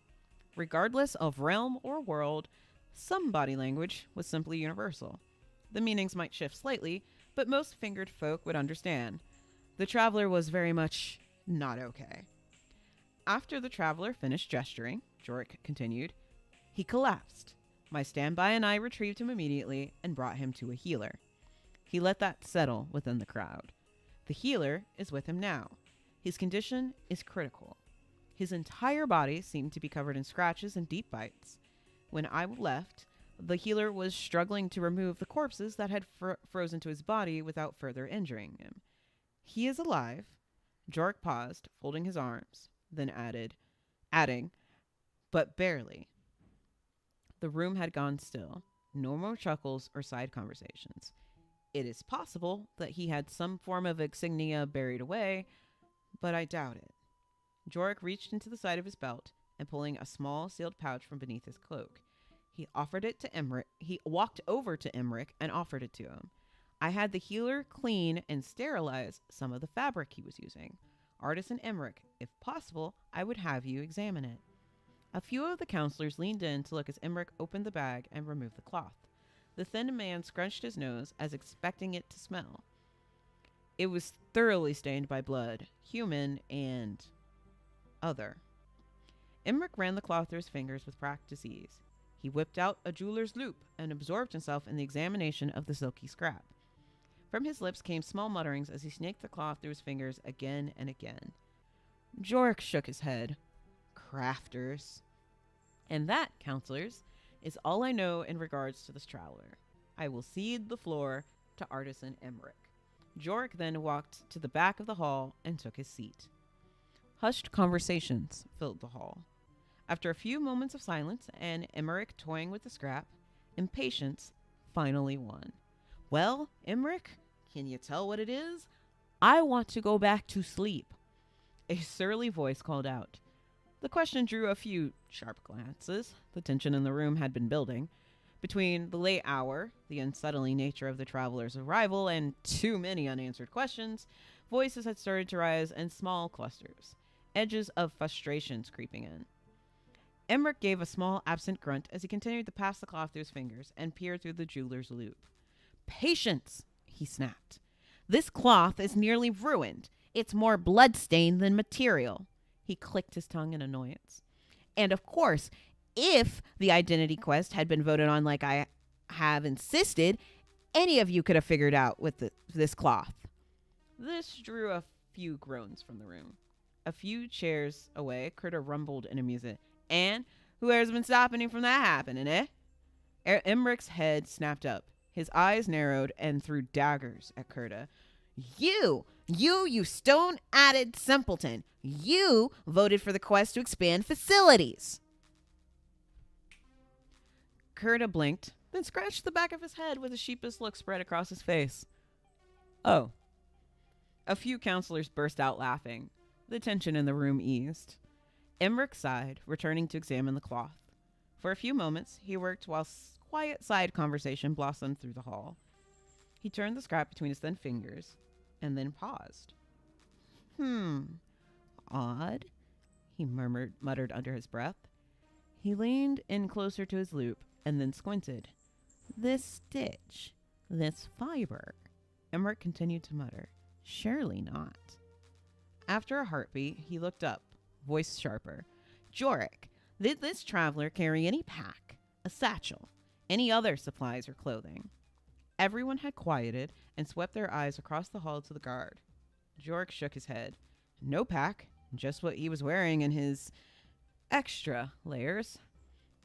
Emrich's brow furrowed. He held up the cloth, letting the magical light crystal in the ceiling pour down through it. This resembles the material from the base garments we all arrived in. The crowd in the hall watched Emmerich with curiosity, awaiting for his next words. He tapped the cloth with his thumb. It's the same base material, a silken material that was flawlessly woven. It's unmistakable. Several in the room exchanged glances.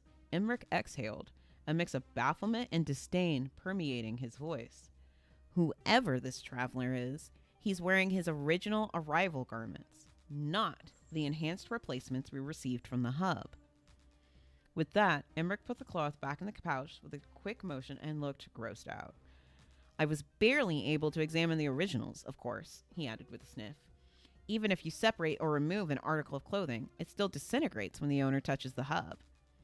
He shook his head. So, this fool has been wearing that, he gestured at the bag, for nearly a month. A deep rumble came from Curta's seat.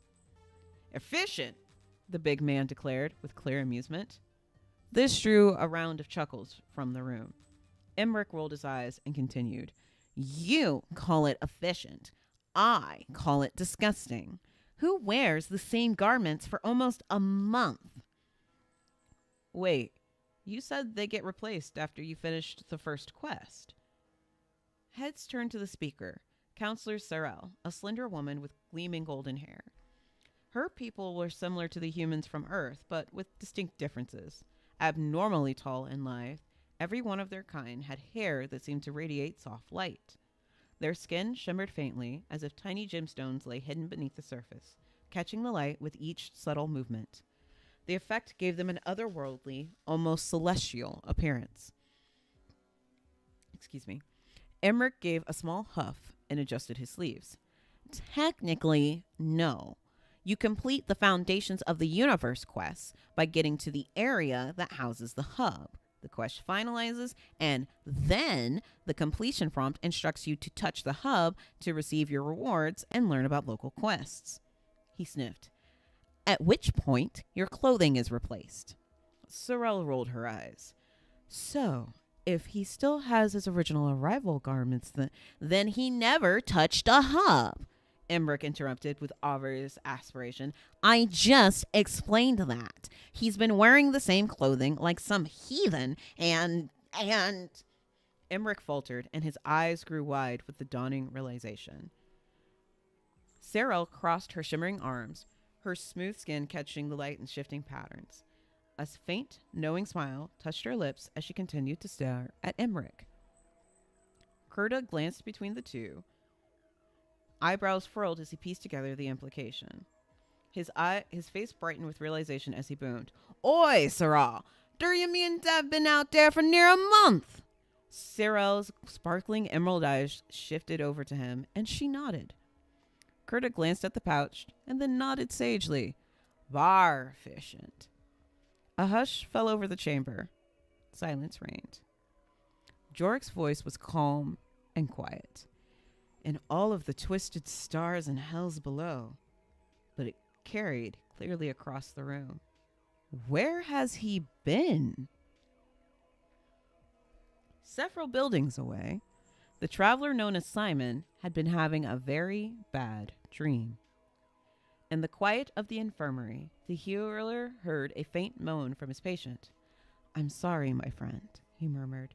"These have to come off. I hope your dream from the potion is at least a pleasant one." The wounded Simon had finally escaped the worst of his fevered hallucinations, although the one about Brazilian waxing had nearly broken him. Shiver. Now, deeper in the potion's grip, his mind drifted towards quieter memories. Or perhaps they were only dreams. He wasn't sure anymore. Ding! A faint sound echoed through the fog of his thoughts. Simon's half-conscious mind latched onto it. A familiar noise, the start of something important. The memories came in flashes. The old server room, the ancient, wheezing computer, his fingers poised above a keyboard, and then the voice, the message, the moment everything changed. In the healer's quiet room, Simon twitched in his sleep, and in the depths of his fractured dreams, the story began again. Whew. End of the prologue. That is a lot, but I think it just feels like a lot because of the single sentence stacking. But wow.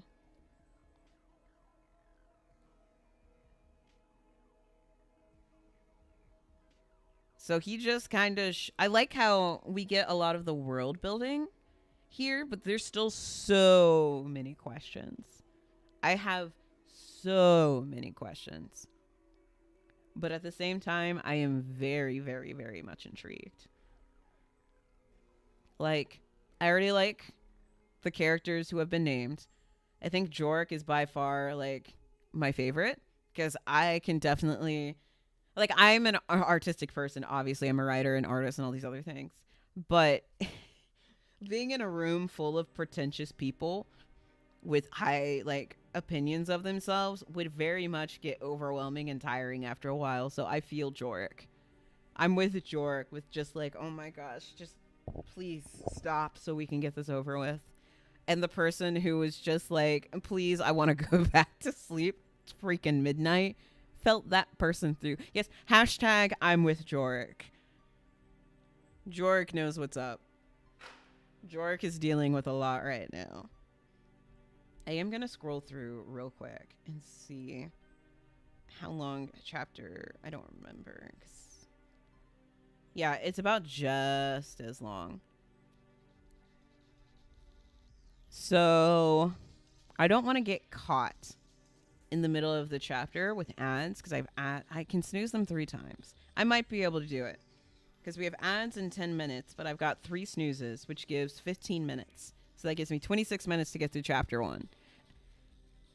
Or I can do ads now and then finish chapter 1 and then we can talk about both chapters. What would you prefer, Busy Bard? I just don't want to like pause the middle of the reading with an ad. I didn't realize the prologue was so long. Yeah, see, that's what I'm thinking. Okay. Yep. We'll go ahead and do ads now. And then we'll come back with chapter 1. So that way we don't get interrupted with ads. And then I can finish reading chapter 1 and we can talk about these first 2 chapters as a whole. But I can say I really do like the prologue. I like how it introduces just enough mystique. We get his name at the end of the chapter. Of course, if you read the summary, you knew who it was from the get-go. But I do love how there's all these questions. And I'm very curious. The world building is just enough for me to be curious to see where it's going to go. But I'm going to go ahead and run ads. Again, as always, this is your hydration stretch break. And I will be back with you all in a moment. Let's put the BRB up.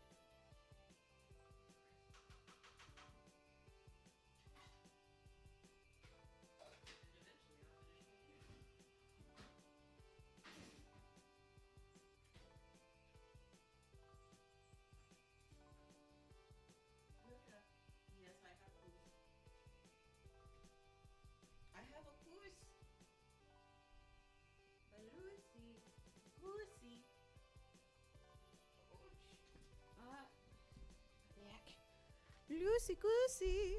Let me see if Ninja is up and if Ninja would be up for playing some games together.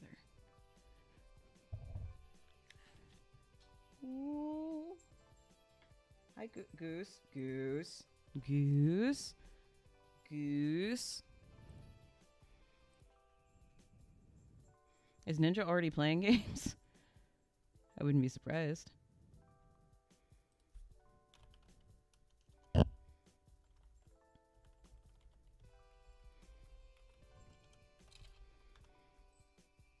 Ninja's probably already playing Repo. Why is it saying I have a notification somewhere? Oh, okay, they're here. Oh, no.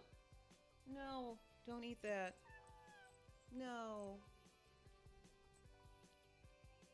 No, don't eat that.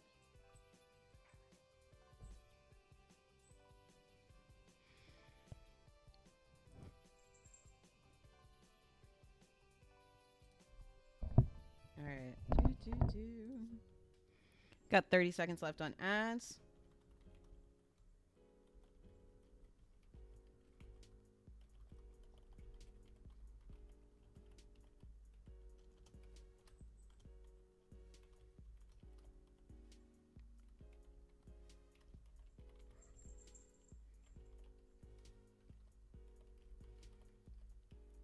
Ten seconds left. Do. Hi, Labyrinth. Oh, you're still in ad jail. You should be out of ad jail now. You should be out of ad jail. Are we out of ad jail? What did you need, Labyrinth?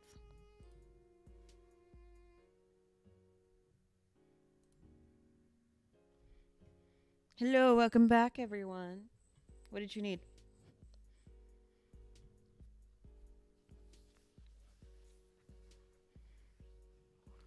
Oh, during the date? You have to choose not the bad answers. I gave you the good answers. You have to sound a little too into the madness. I'll put it that way. It's the best way I can tell you how to get the insane ending for the date without telling you. You have to sound a little too into it.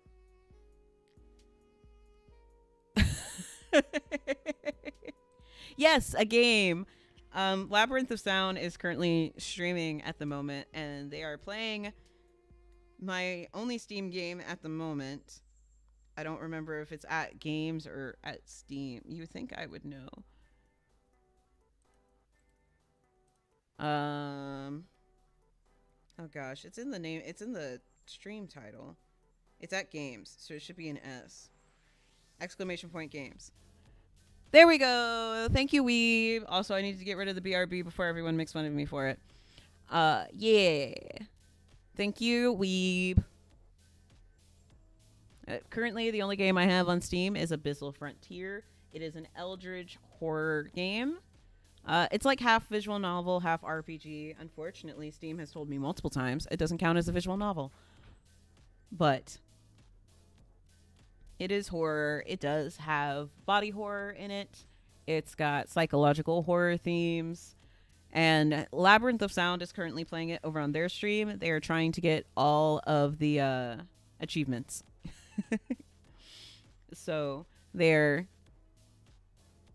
Yeah, it doesn't count because I tried to be a part of the visual novel sale and they told me it doesn't count.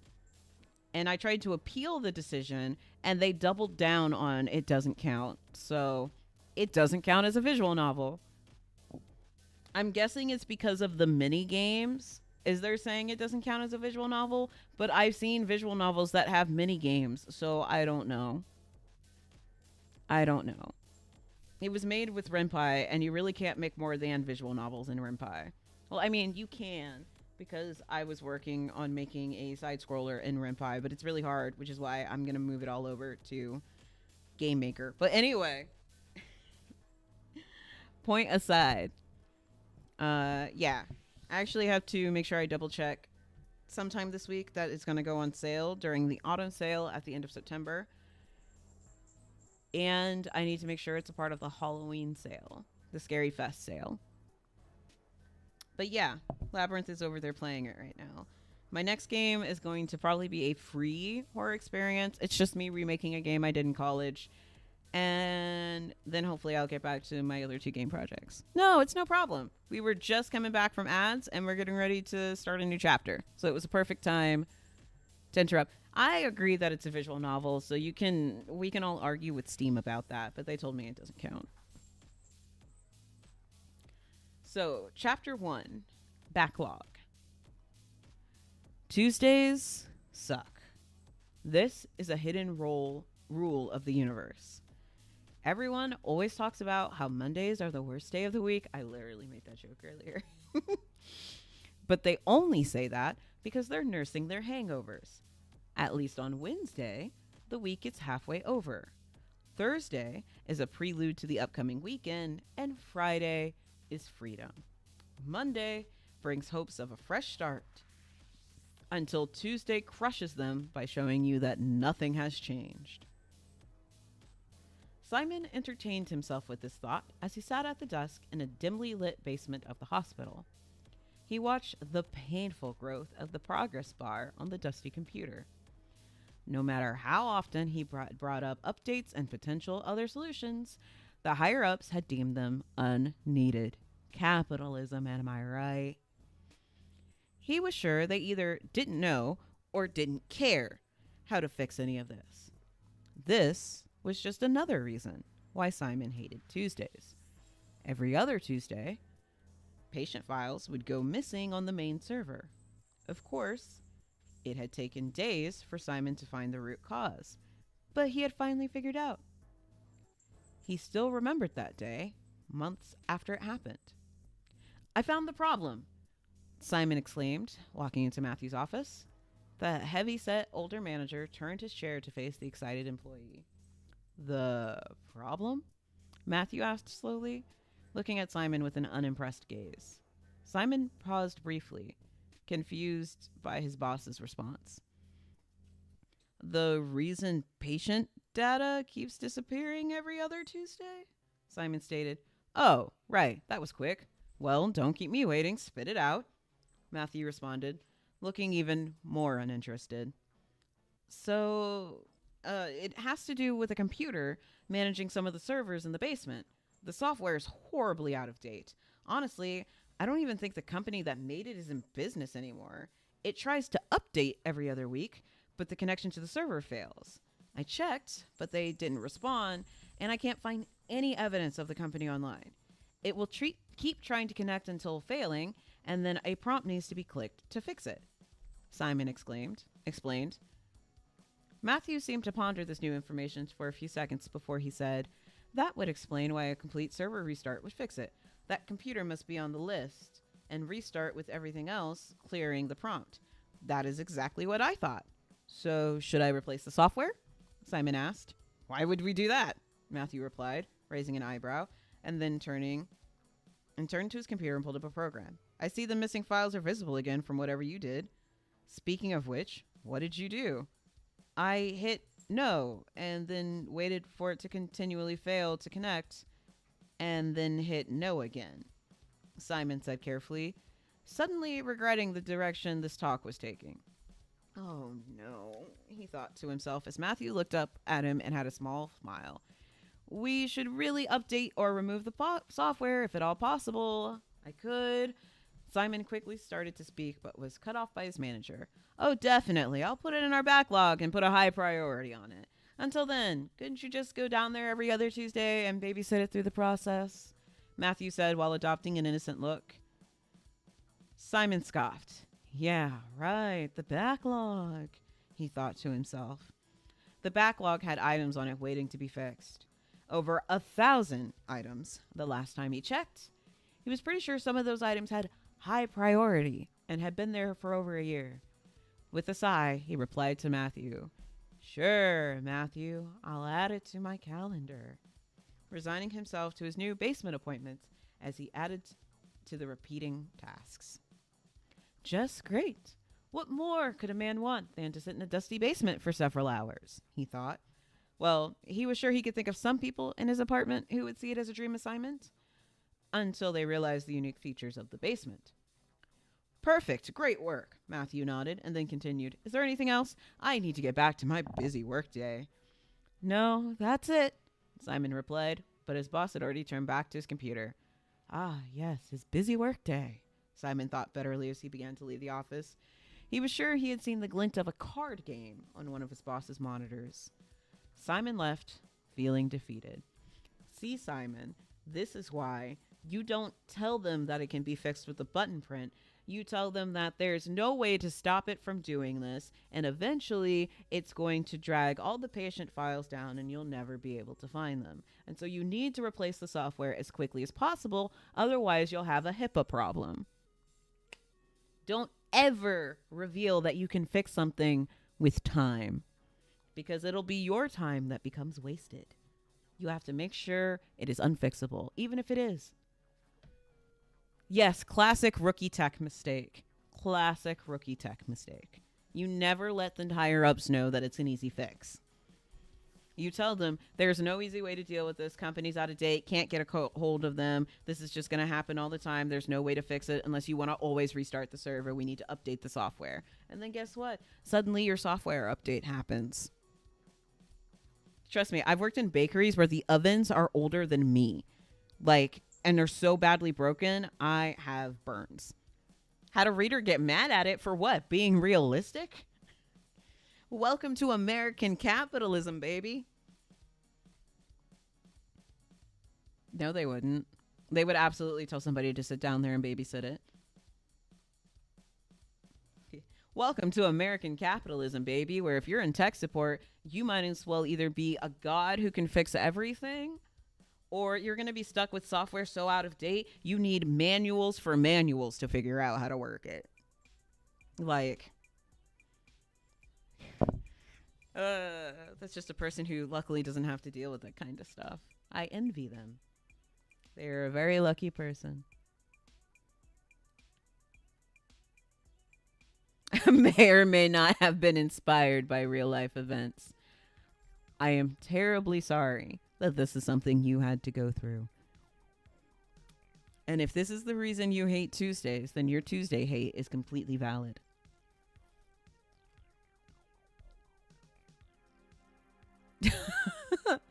Totally right to be bitter.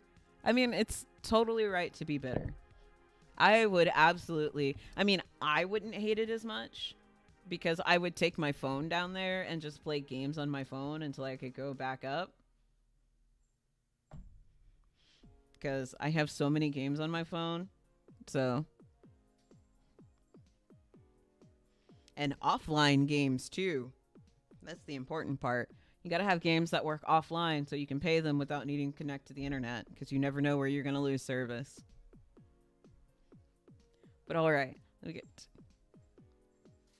Ugh. Absolute worst. You deserve a hug. I mean, at least you could bring something down there, but God, that's still, I'm so sorry. You definitely deserve a hug for dealing with that. So Simon sat on this stupid Tuesday, waiting for the screen to show him the confirmation. He would acknowledge its loneliness in this world as it had been left behind by the times. Of course it's unrealistic. It never happened to them. That was the problem with sitting down here in a dimly lit basement. The floor and ceilings were built in who knows what decade. Cell phones, Wi-Fi, it all stopped working down here. The only connection to the world above was through the wires traveling through the floor and walls. This led Simon to hate his time down here. It was dumb. He knew it. But something about the software continually reminded him of his current existence. Much like the software, Simon felt he had grown detached from the world at large. The monotony of his day-to-day job grounded away at his psyche. He had tried to stop it, but as year 2 at this dead-end position was firmly behind him, it had worsened. Simon had picked up hobbies, revisited old pastimes, gone for nice walks in forested areas. But day after day, these activities seemed to almost lose the color in them. That was the best description he could give. He had kept up exercising, which had been a great suggestion from the kindly therapist who had worked with him. This had evolved into mixed martial arts, fencing, kendo, and pretty much anything else he could try along those lines. These he had taken to with gusto, and yet they had faded fairly quickly. He kept up with them, but still lacked the ambition to take them to anything more than a hobby. Simon was incredibly talented at these hobbies. This caused him to scoff at the eternal thought. Of course, this was a blessing and a curse. While things requiring the movement of his body seemed to be just as effortless for him to learn, this had an unfortunate side effect. They bored him. He found himself growing to an adept level in half the time as most people. Now, this didn't mean he was some savant. It just felt like he could grow to a personal ceiling incredibly quickly. This had given him some pretty bad habits, and he would soon find that his joy in a newly discovered physical art would quickly fade. It wasn't always like this, he thought. He had dreams as a child. He wanted to travel the world and learn everything he could. In school, he had been decent enough. College was a bit of a challenge, but his business degree had been in a walk in the park in the comparison to the moaning of his classmates. The level of confidence he had after walking across the stage and getting his diploma had been the high point in his life. He had friends, a decent outlook on life, and a ridiculous high expectation of where he could go. Oh, Jesus, this is... Man, did you have to... I'm in this paragraph and I don't like it. Of course, that was when the global economy had taken a massive nosedive. It had been rough for months that summer. His friends had all moved away from his city, taking jobs in their field and outside of them. Housing went through the roof, and Simon had struggled to find a new place that didn't absorb every dollar he made. This had been the issue. Sure, other cities had better jobs and better prospects for Simon. This in turn required that he had the money laid aside to move to better pastures. Simon only had himself, something he wished wasn't the case. They were parents, but he hadn't spoken to them since... Well, he hated thinking about that. His therapist, Jim, had nudged him towards dealing with that aspect of his origins. Simon knew he was right. Simon also knew that anytime his brain even began to think about the aspect of his past, it would blink out. One day, he was going to deal with it, but that was not this day. I am in this paragraph, and I do not like it. So this was how he found himself, in the dimly lit basement of a hospital. It had been a decent position, better than most options. He'd even had the delusions that, given enough time, he could use his overpriced piece of paper to make his department more efficient. Given enough time, he would rise to a management position and fix all the inefficiencies that plagued this place of medical practice. Yeah, right. The people who worked at this place were woefully inefficient, purposely so. Simon knew of the backlog of things that needed to be fixed. The head of various tech departments liked it that way. They had years in this gig and had no intention of changing or leaving their position. He had to give it to the recruiter from HR, Calvin.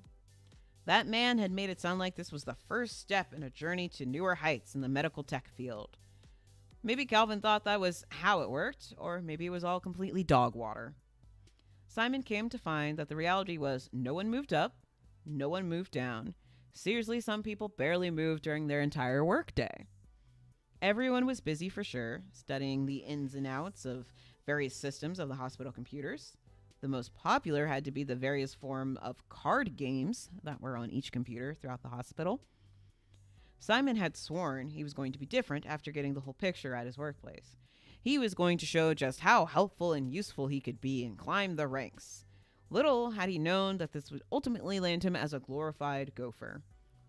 There was busy work hidden in busy work that his manager was all too happy to send him on. Simon's existence had turned into a glorified delivery boy who knew how to set up the replacement versions of existing computers.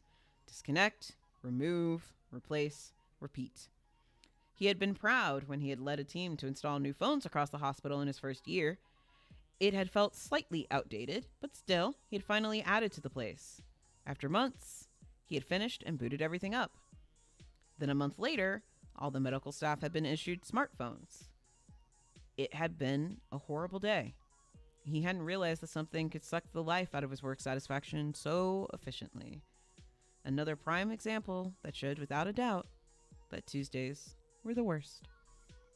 Ting! A pleasant chime echoed in the quiet basement. Glancing up from his sullen thoughts, Simon looked at the computer that was showing its failure notice. No server detected. Update canceled. Would you like to continue? Yes. No. Sighing, Simon pressed yes. A moment passed, and the computer seemed to contemplate its existence just like its user. Then a pop-up and a progress bar began again. Attempting to connect to the backup server. Please wait. Simon leaned back, sighing again.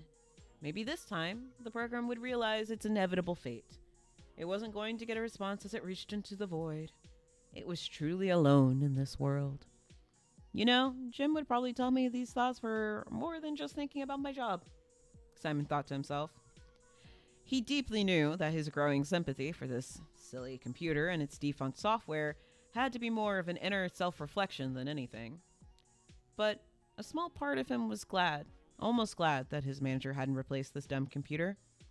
At least it was a way to avoid some of the awful things that Tuesday had in store for him. Job rejection letters seemed to have an unhealthy habit of emerging on this fateful weekday. His car engine block had almost exploded on a Tuesday. That event had been dramatic and led him to visiting his workplace in an entirely new manner. Simon knew he didn't want to die, as evident as his thoughts through the whole ordeal.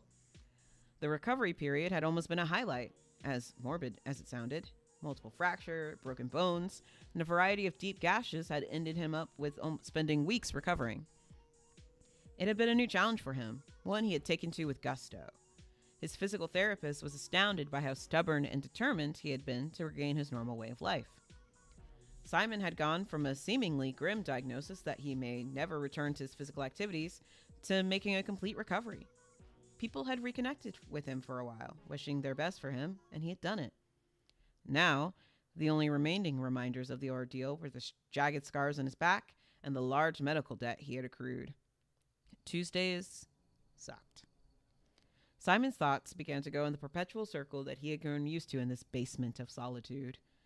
Now was the part of the update process where he would look over his plans for how he was going to break this cycle of monotony. If he made enough this year, it would... Ding! Huh? Simon was shaken from his next mental tangent by a sound he did not recognize. He quickly sat up from staring at the ceiling and stared at the computer in front of him.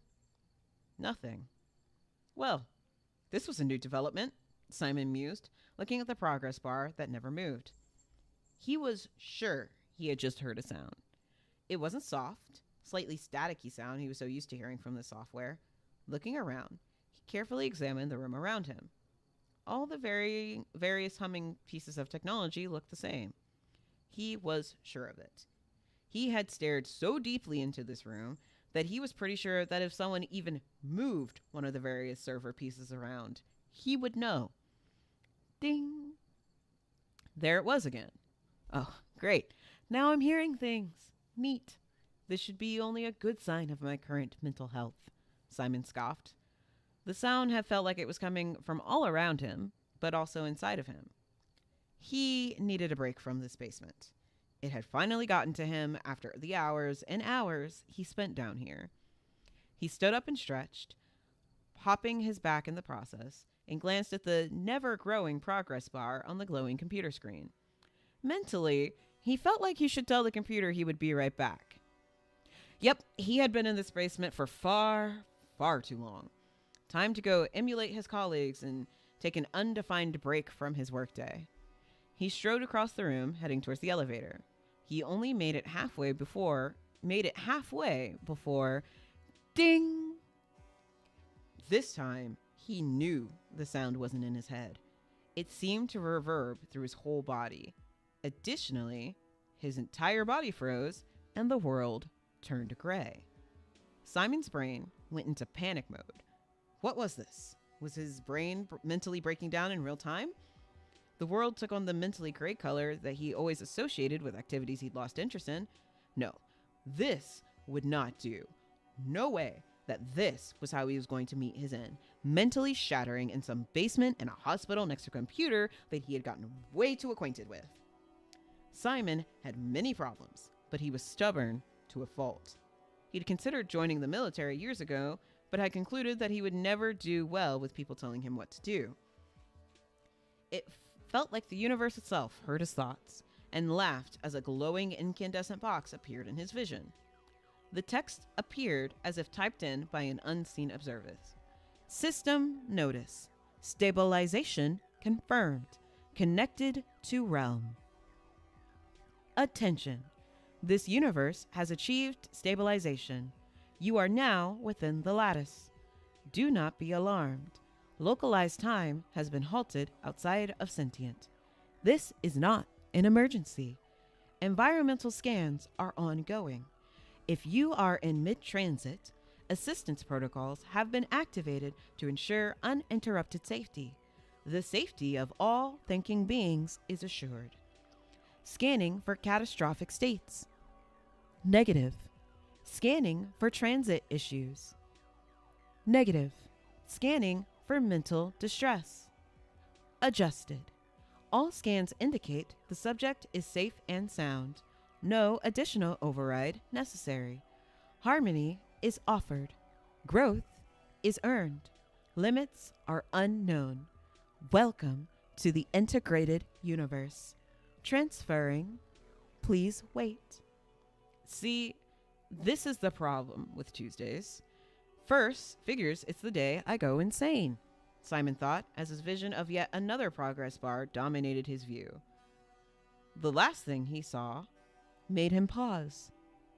Did that progress bar just complete? And that is the end of chapter 1. I don't like how much I relate to Simon. Okay? You didn't have to attack me so personally, Bard. I feel personally attacked over here. Personally. I feel like I was called out. And I don't hate Tuesdays. But I feel personally called out right now. That was way too relatable. Way too relatable. As someone who moved across country and struggled with the very same issue that moving to somewhere better requires being able to save up the money to move somewhere better, but when you don't have the money to save up, how do you move to no, I've been in that same spiraling hole, and it's so hard to get out of. I did it finally, though, by just saying screw it and leaving everything behind, packing up only my kids' stuff, and flying across country with 2 suitcases. But I got here. But definitely felt everything in this. Yeah, you know, it's hard and you don't want to do it. And I have very few things that made it with me because I wanted them. And they were like one of the things I'm like, if I had to choose the things I absolutely can't give up, what are those things? I literally flew with 1 suitcase filled with my things. And I had 3 other suitcases filled with my kids' things because obviously I'm not going to leave her stuff behind because she was much younger at the time. And I was like, we're just going to make it work. We're just going to make it work. And we did. We've been here for over a year now. It's not always easygoing because the economy sucks and the government is doing weird things and the job market sucks and I could go on and on. But man, way to make me relate to a character way too hard doing something I have absolutely never done. But I felt everything. So very good character writing. I definitely will continue reading this in my free time. And I will go back to the main page. Also, I will give you credit for doing something different with a lit RPG.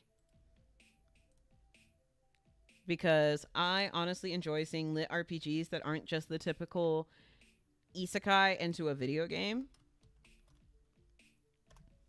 I love seeing lit RPGs that aren't, I was isekai'd into the video game I was playing. I like it when it's like, literally, no, this is a reality that uses game mechanics. And that seems to be what you have done here, and I absolutely love it. There is kind of like a weird isekai feature, but it's not really isekai when it's like, your world is absorbed into a multiverse. So it's like kind of isekai'd, but like kind of not. But I do like it as it's like, it's not Simon was sitting down there playing a game And now he's isekai'd into that game, so he knows everything about the game and he knows the rules. I like this concept of like he is just here.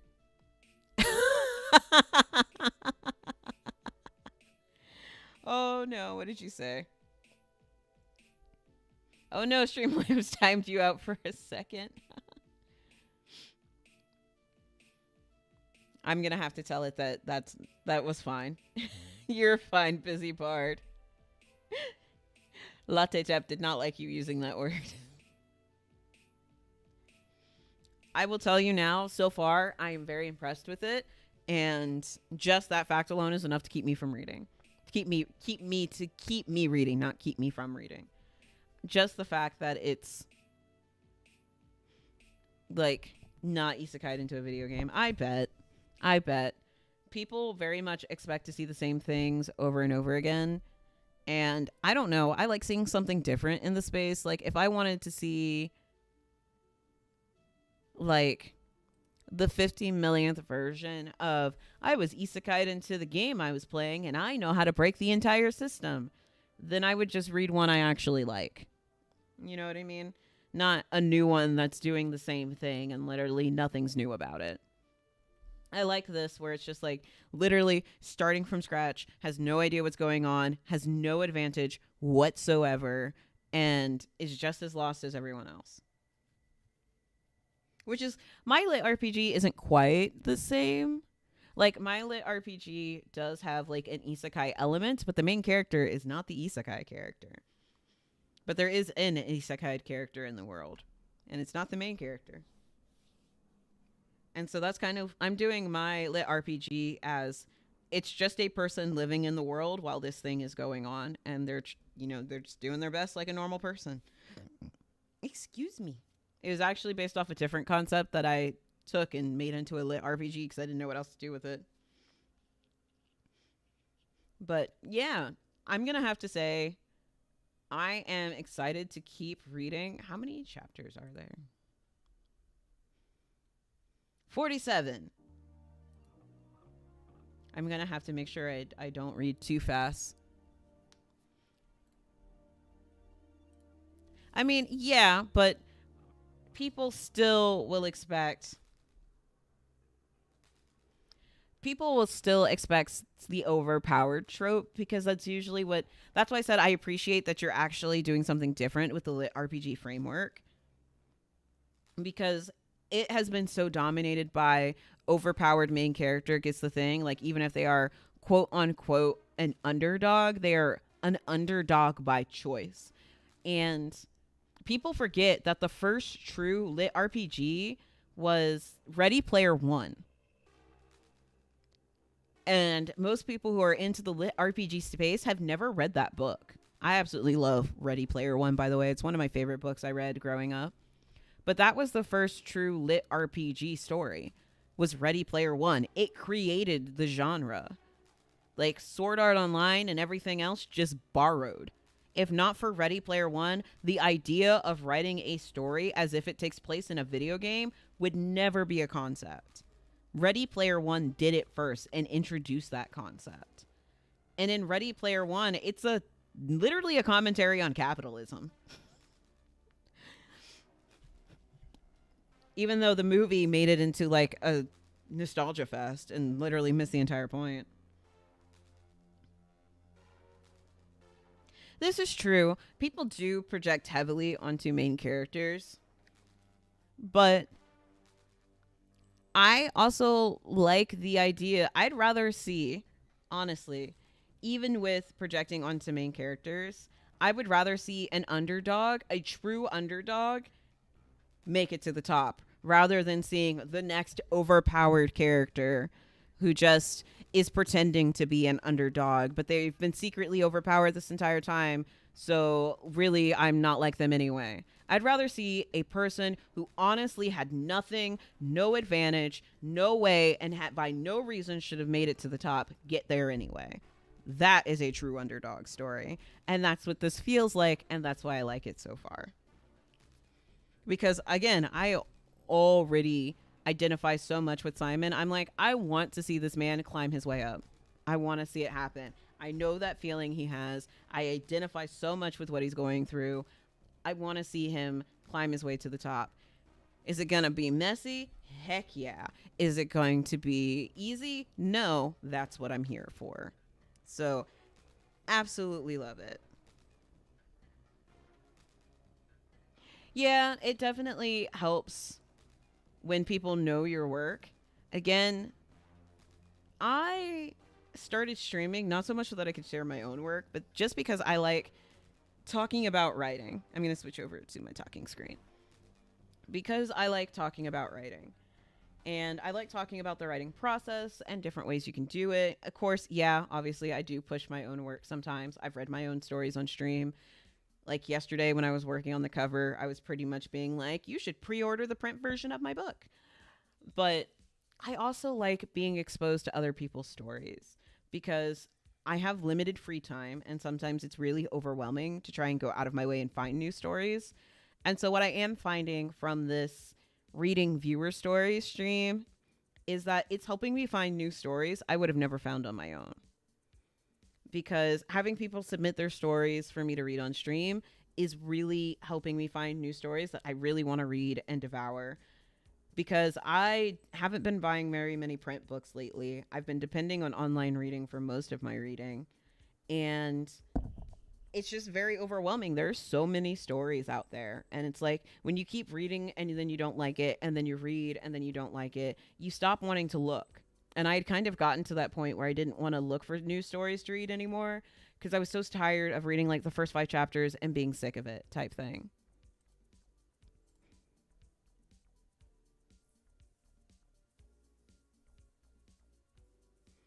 Oh,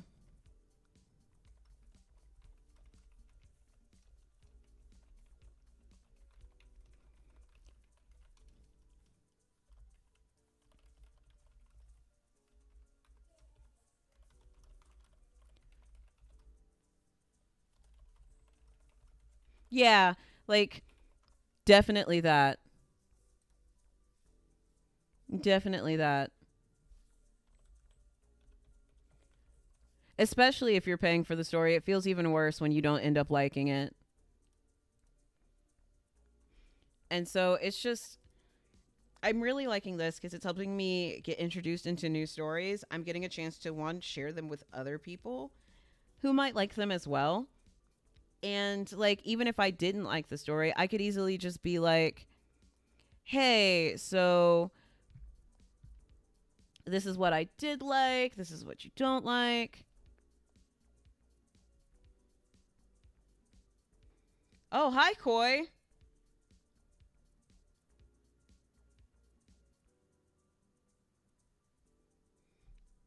Let me see what you said.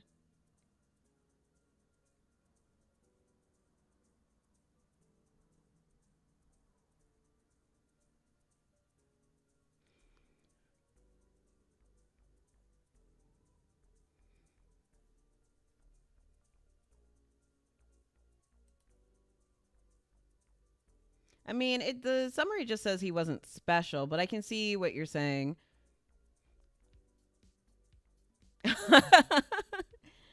That's okay. Lurking is fine. But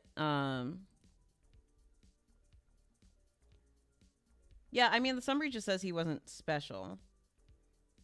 But I do see what you're saying, that being so good at physical like martial arts that you get bored easily does kind of make you a bit special cuz not a lot of people can do that. But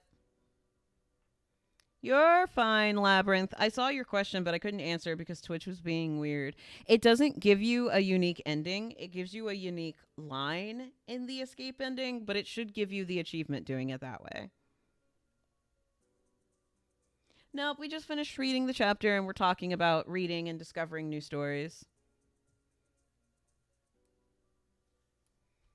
And speaking a bit about the 2 chapters we just read. I saw your whisper, but I couldn't answer. I mean, if you wanted to replace the wasn't special, you could say he wasn't that special. You should be able to get the achievement because I have it. Hmm. And I know that's how you get it because that's how I set it up to be gotten.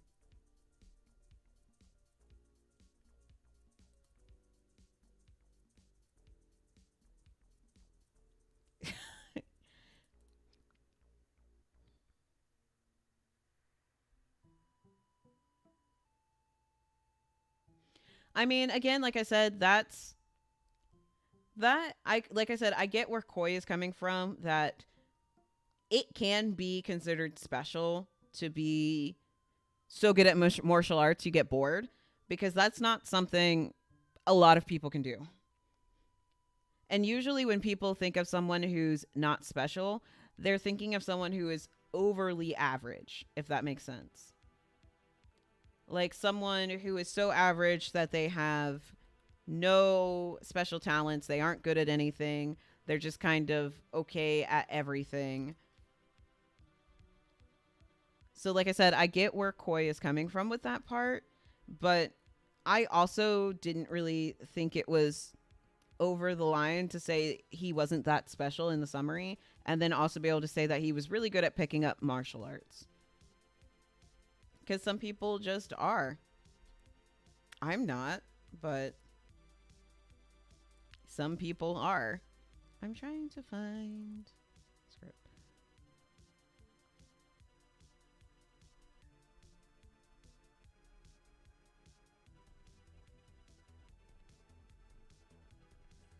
That is true. I will agree with you there. Like, being so good at multiple would definitely, I'd say, count as special. Being good at one is just kind of eh. Version 39. Hey, we're constantly adjusting our summaries to try and represent our stories as best as possible.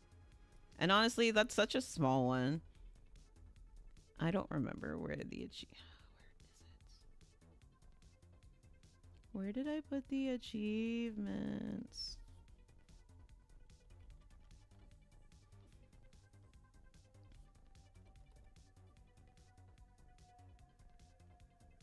Yeah, because that's just granting achievements.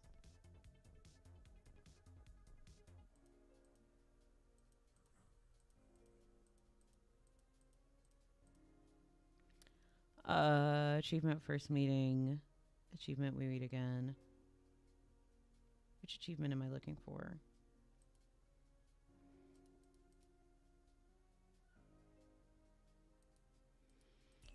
I'm looking through, I can show what I'm doing.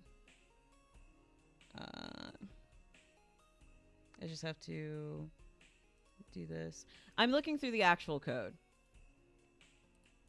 because I don't even remember which script file it's in. I wasn't that organized. I just know it's in one. It might be in endings. That might be where I put all the achievement names. We're doing a little bit of game dev on screen, but not much. I'm just trying to find what allows that achievement. Achievement notify you're mine. Achievement welcome home. Achievement universal. Universal truth.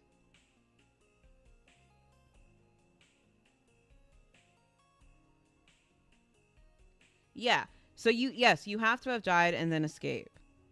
Oh, but it's persistent dead. Okay. So in order to get this is my bad. See, it's been so long since I've looked at the code of this game.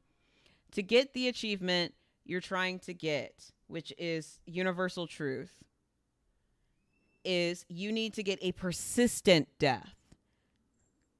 Which means you need to actually die outside of the loop and then escape in the loop. I'm sorry if that doesn't make sense. Because I had to, in order to make the time loop mechanic work, I had to have just like regular endings and then persistent endings that the game would remember that you got. And so a persistent death is a real death. All of the deaths you get in the loop aren't called persistent deaths. Yes, like blowing up the planet and then going back in and escaping the loop would get you the universal truth ending, which should unlock the a piece of you ending. That's my bad because I'm the one who told you just had to die in the loop. I forgot that it was tied to the persistent dead achievement. Because if you haven't gotten a persistent dead achievement, you'll always get universal support. That's my bad. I haven't looked at the code of this game so much. You're welcome. I'm sorry. That's on me. I forgot I had to make 2 different dead states to make the time loop mechanics work. And this is why we don't do time loop mechanics in games. The creator was not on my side. This is why we don't do time loop mechanics in games, my friends, because it's actually even more confusing, which I'll explain for a second. There are actually 13 endings in the game, 6 of which are time loop endings, and then 8 additional permanent endings, 4 of which are gotten through the dating sim mode. Which I was in their chat earlier and somebody was just like, I should make a dating sim version, like make a full version of just the dating sim mode, which makes me laugh. Because one of the things I was considering for the 2-year anniversary of the game for February is to make like an additional chapter, like free add-on to the game. That's basically just a dating sim mode, but it takes place after the main events of the game. And the way to unlock the additional chapters, you just have to get the good ending of the date, and then you can play through the dating sim mode. But yeah. It was an Eldritch time loop story, and it was actually inspired by Hellstar Remina. If anyone knows Junji Ito in chat, the game was inspired by Hellstar Remina, because I actually absolutely love Junji Ito. I loved that story, and it always stuck with me, and I basically made a game about it. That's how that went. But we are done with the stories that have been submitted this time around. I do have another one I need to read, but I need to talk to the author, so I'm not going to do it on stream without them. Ninja, are you hovering around?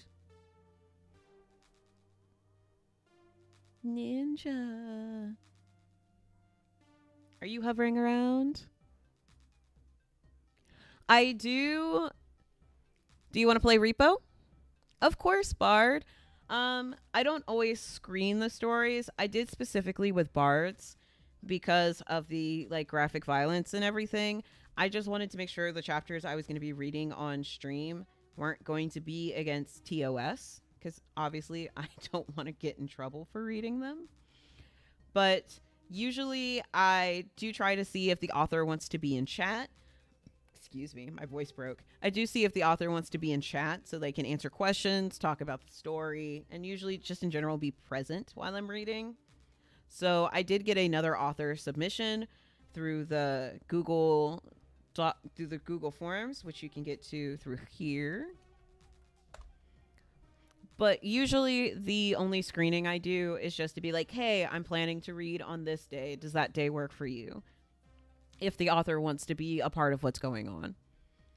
And the only reason I would need to be like, hey, I need to read through your story and make sure it's okay is if, like, in this case, there's graphic violence. But it doesn't show up, not really, in the chapters that we read. Nothing that's against TOS, nothing that would be an issue. So it was fine to read.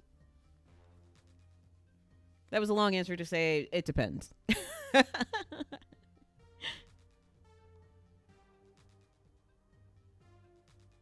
Oh, wow. How did...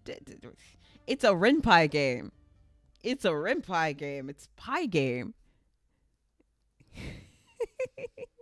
How did it crash your PC? Yeah. So I always encourage people, if you hit ! read, it gives you the link to submit your story. And it's really up to you how much I read, how much I don't. It's up to you. I don't know how you crash your game with Renpai. Like, literally, it's Pie game. That's what the Google, like, the dinosaur game and Google Chrome is. It's a Pie game. It's just a simple Python written game. So I don't know how you crashed your computer with a game that flat. But since I don't have any more stories to read from this stream that I have permission to read, and I have another half an hour to an hour of stream. Nothing's impossible if you have code. Look, I can't tell you how many times on, like, anytime I'm working on a game project, I will sit there and my code won't run because I did a semicolon instead of a colon. you can still get the achievement if you forget. It'll just be harder because again, you need a permanent death. So actually, if you wanted to, you could go back to the save file I had you made when it came to like the date and just run around the map and don't go back to the ship and then die right then and then restart and then just escape through the time loop and ignore like the permanent ending stuff. That would probably be the fastest way to get the achievement since you have that save file. Ooh, Microsoft Pinball. What bug was in that? Go to the save file where you had the date. Oh wow. Go to the save file where you have the date and you pick up the core. And if you run around the map and don't take the core back to the module, the planet does extra damage to you. So you'll die faster than normal. And that's probably the fastest way to die and get a permanent death. Or you could start an I remember loop and give up. Yeah, don't take the core back and just run around the map. And taking right. I think what's another game that had a similar problem like that?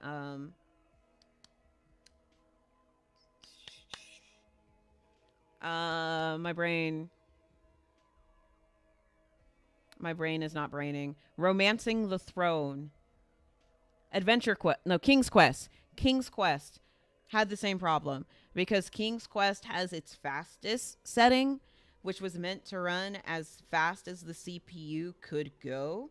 But of course, this was a game made in the 80s when CPUs didn't run nearly as fast as they did now. So if you didn't have a limiter on the game to emulate like an 80s PC and tried to run fastest mode without it, you would crash your own computer because King's Quest would suddenly take up your entire CPU. Which is hilarious to think about. But we are going to do a quick ad break. And then we're going to come back and I'm going to finish out this stream with some repo because I am not addicted. But thank you, Busy Bard. I'm sure Tam has gone to bed because it's like 11 o'clock at night for Tam. But thank you, Busy Bard, for letting me read your story. And Tam as well, if Tam comes back and watches the VOD. Thank you for letting me read your story. We're going to take a quick ad break, and then we're going to end the stream with some repo with Ninja. So I'm going to use the ad break as a time to get it set up. Ads. I hope there's no kitten behind my desk.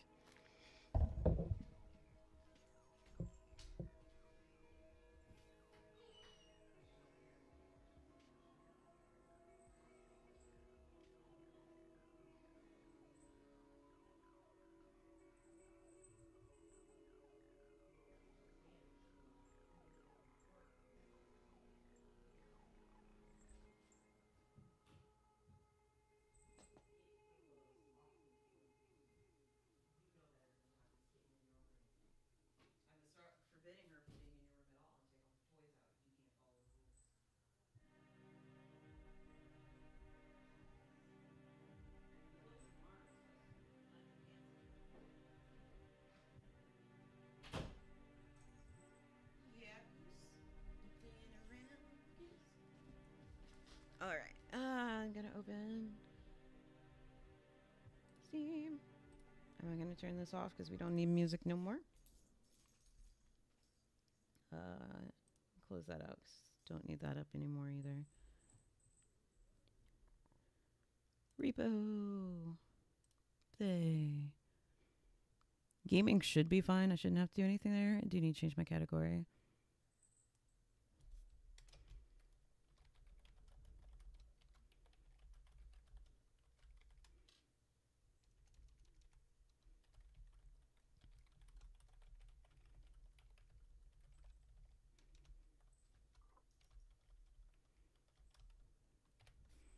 I need to change my category. Here we go. Done. And then I guess I'm probably hosting the game, so.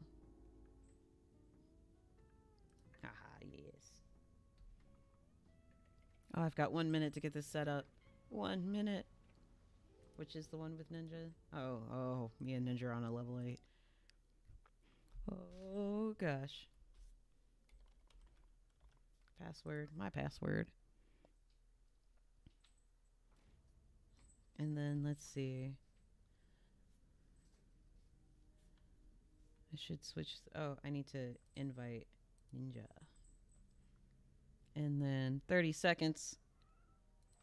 30 seconds. Get my controller out. Yeah. Look at us go. Look at me go. Look at me go. Got it set up in record time. Let me turn the game up just a little bit. And I need to turn it up so I can hear it. There we go. And now we just wait for Ninja to come in. 10 seconds and I got it set up in time. Woot! We like to see it.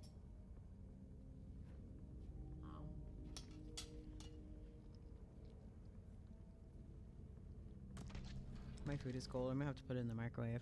Ninja! Oh. Hello.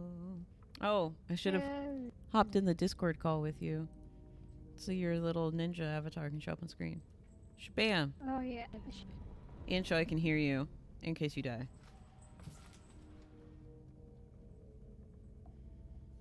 Oh, there's supposed to be a walkout tomorrow? No, Goose. No. Terrible time to come over here wanting to play with quartz. I'm here. All right, and ads just ended, so that was perfect time. Yeah. Hi, Tiger. Kitty. All right. You ready? Yes. We're on level 8, by the way. So... Prepare to die. It's gonna... We might not die. Maybe we'll beat level 8, and we can brag to Hugh. Yeah. Because we got guns. And me and you don't play the same way Hugh does. Hugh is all about getting that bag. Me and you are like, let's just survive. Yes, let's survive. Please, let's survive. All right, I am actually going to turn you down on Discord. Because the echo is something. Yeah, the echo is something.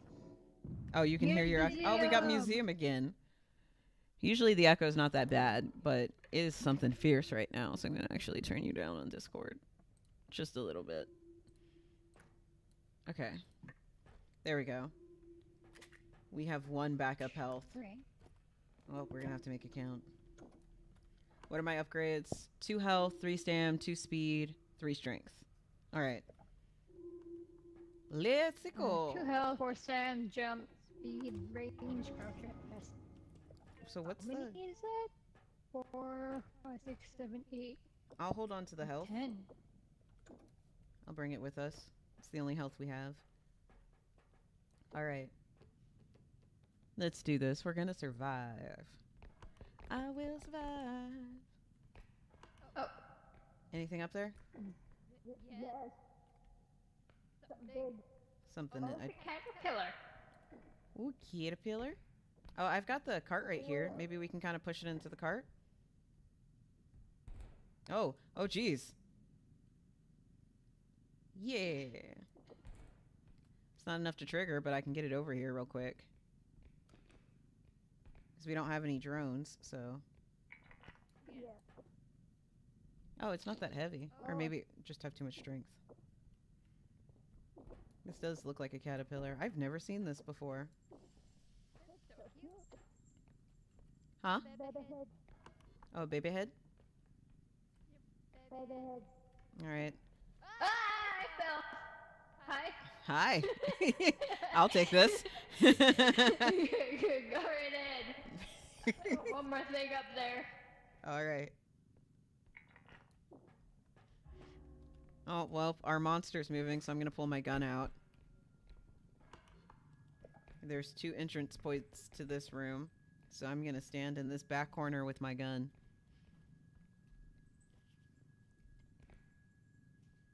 Oh, Ninja sounds a lot like you? Oh, Ninja, apparently you have a voice twin in my chat. Twinsies? Silolia said that you sound a lot like them.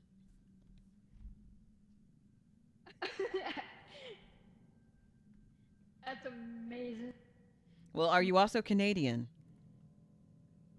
Yes, that's the important part. Are you Canadian? Do you know Putin? Our Lord and Savior. Our Lord and Savior Poutine. Nah, they're American like me. No. So they're your American twin. Fun. It's actually funny. I live in. Eyeball. No, I can't save you up there. Up there. I'm not up there. Where I'm are down you? here. I'm over here. Oh, okay. I thought you were up there. I was like, I can't save you that high up. Do you want to go that way? Yeah, let's go this way. Um, I live in Washington State. To me, well, I think North Dakota is pretty close. It's pretty close to the Canadian border, if I remember my layout of the United States, which is sad to say as an American. Um, I'd say that's close enough. It's actually a funny joke I have since I live in Washington State and I can see Canada from where I live I found sometimes. a good shit. Oh, you found the good shit? Ooh, I almost fell down that hole. I am literally right below you with the cart. Can you not pick it up? I can come up there. I don't have any strength. I'm not strong enough to pick up the shit. Well, you know, sometimes that good shit requires that good strength. Come on. Oh, well, you know, I also can just take it this way rather than trying to lift it that way. But I can't hold it. I've got 3 strength.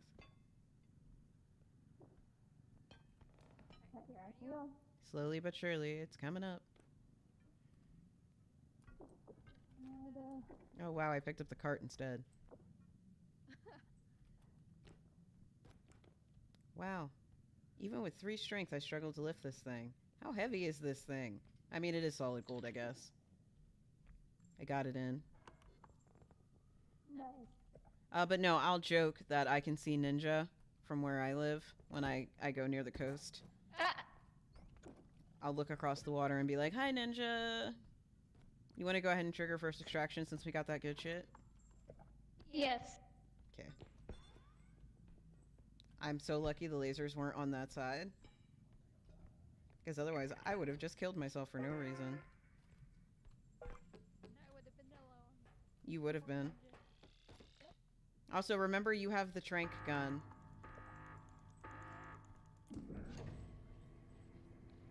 Isabel, if you come near me, I swear, if Isabel is in this game, I'm gonna have. There might be some loud French cursing on stream. I will be very upset. From me specifically. I thought you didn't speak French. We went over this. I know, but I can learn. You're like, I'm about to learn real fast. Oh, there's an extraction right there. Perfect. Maybe save it for last. Yeah. Normally I'd be like, oh, let's do it, but this isn't enough to trigger anyway, so.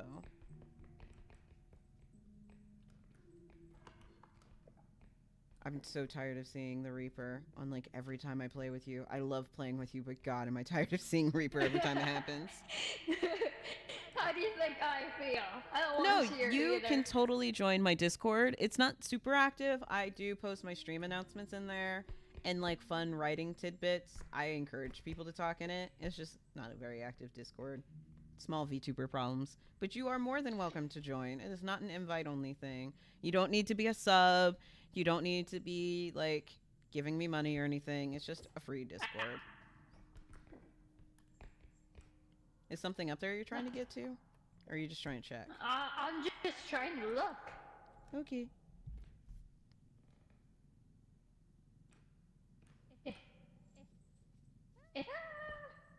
Curse.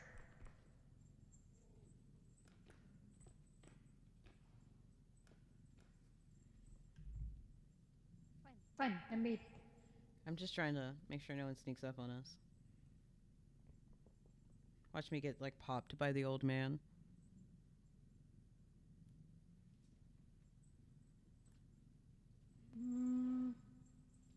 So far, nothing. Oh, that's great.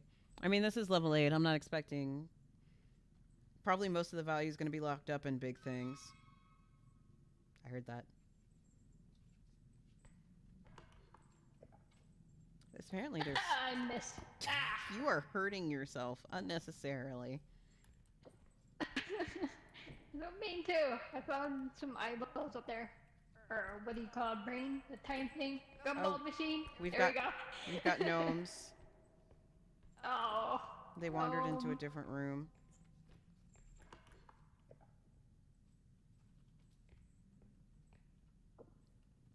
Not that the gun's going to be any good against gnomes. I'll have to pick them up and throw them. Yeah. But we do have gnomes. Oh, God. Hi, Goose. No, Goose. No, stay away from the computer. Stuff, Goose. Goose. No, Goose. Using my feet to try and encourage Goose to move. No. Kitty problems. No, get away. Get away. What is that? Is that the gnomes? Yes, me breaking gnomes. We lost $2,000 because of them. No. Okay, I'm about to pick up the gumball machine. No, go away. He didn't break, but I flung him pretty far. No, come here. Don't you... No. He's coming back. Round 2. Come here. Oh, I broke him that time. Alright. Go ahead and pick it up.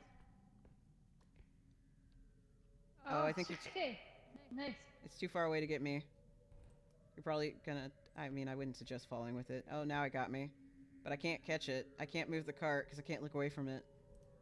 Okay, here we go. Alright. I think I have the cart, like, kind of under you. As much as I can get it. Okay, dropping. Well, it did kind of fall into the cart, and then it bounced off the money bag, so... Picking up. Now it's in the cart. Ah! Okay. Goose? That was all that was up there. What are you doing, Goose? Stop it, Goose. Alright, I'm gonna be... Robert! Robert! Robert! Robert!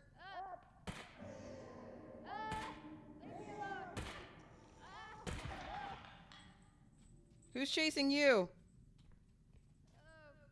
What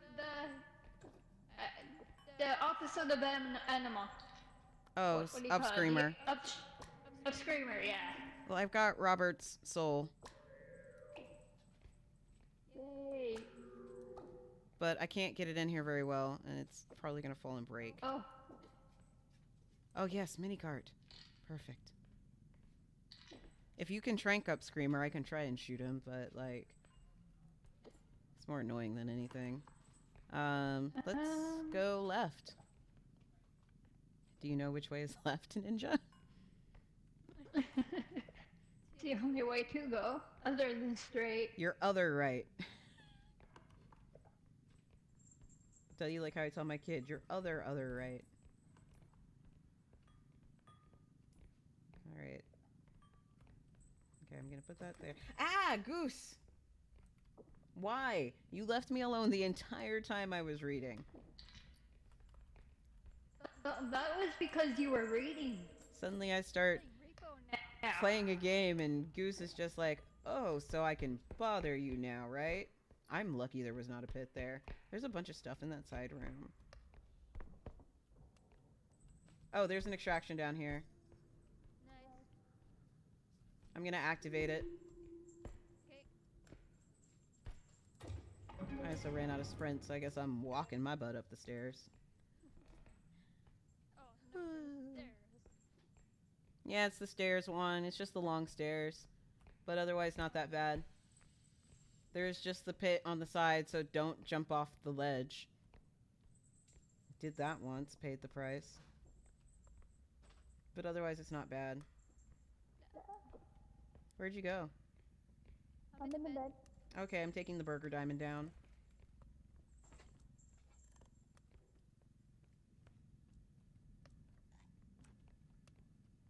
I actually hate doing this because I can't see where I'm going.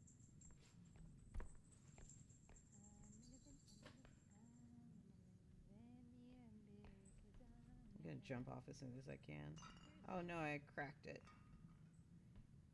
There's not very much on this map, so we gotta be careful with what we do find. Oh no, I cracked it again. That time I knocked more value off it. Gosh darn it. Oh well, it's okay. It'll be okay. The gnomes cost us some money. I swear the gnomes appear, like the gnomes and baby appear on higher levels just to make your life hard. You know what I mean? Yeah. No. There's also another gumball machine.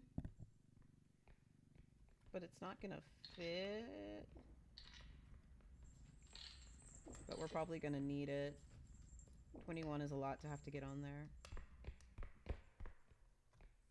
Actually, you know what?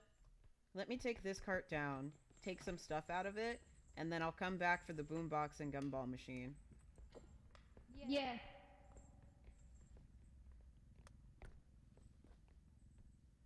Plates. Should actually move. So a lot closer. Yeah, I was gonna say, if you want to go ahead and bring the soul down here.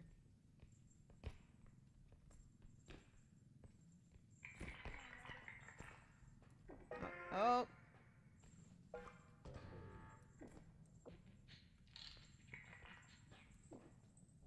I have more stuff I want to get. Oh! Ah! I didn't know you were down here already. There we go, sorry. I wouldn't put soul on, though, because it will trigger. But you can leave it down here, so at least, like, the gnomes and stuff can't get to it. You want to come back up and play defense while I get the boombox and the eyeball? Yeah. Ugh. I hate trying to push the cart upstairs. Can't see where you're going. Alright, nobody's snuck up on us, right? Doesn't look like it. Okay. They're probably gonna come once I make noise with this boombox.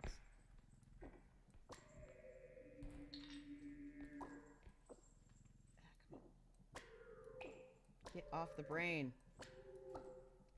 I give up. I was trying to stand it up because it takes up less room that way, but you know, whatever. Is that all that's in here? Yeah. At least they made the music out of the boombox a bop. Oh, I do? Kurosaki? Really? That's actually really kind of cool, not gonna lie. It actually comes from my art moniker, Murasaki Iro. I have actually a lot of different nicknames because of that.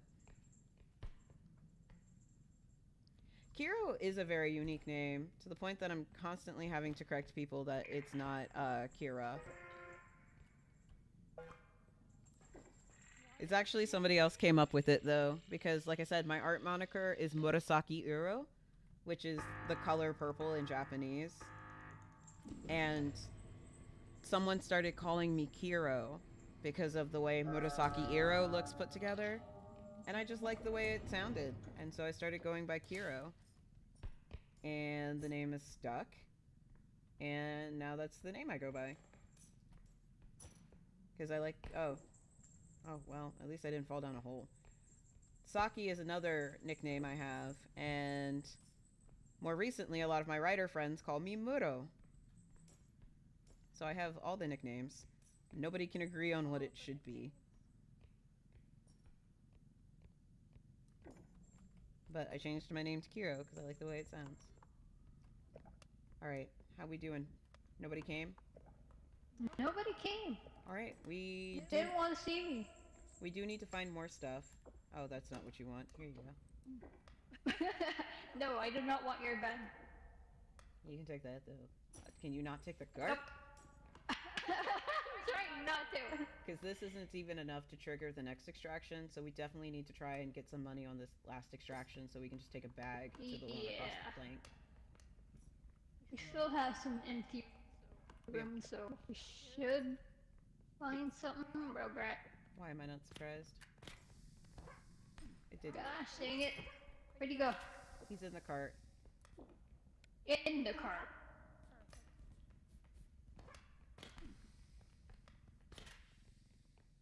Just keep missing. Hold still, you brat. It's fine. They ran off. Ugh. We do need to try and get the recharge drone if we can find it. Oh, look. Boombox. There's a lot of rooms coming up ahead. This is kind of terrifying. It is. Oh, I found an egg. Oh, I found a cup. Oh, great. Yeah, let's find extraction. I found a traffic light. I don't like how much of this is wrapped up in big items. No, not at all. Ah, eyeball. Oh no, I walked away. Where are you? I have no idea where I am anymore. Okay, you got it. You Okay. got it. I'm free.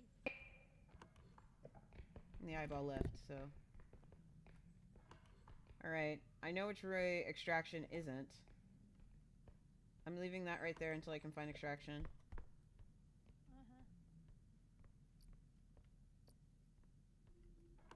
Oh, found it. Pit. Almost ran straight into that because I was so excited about finding extraction.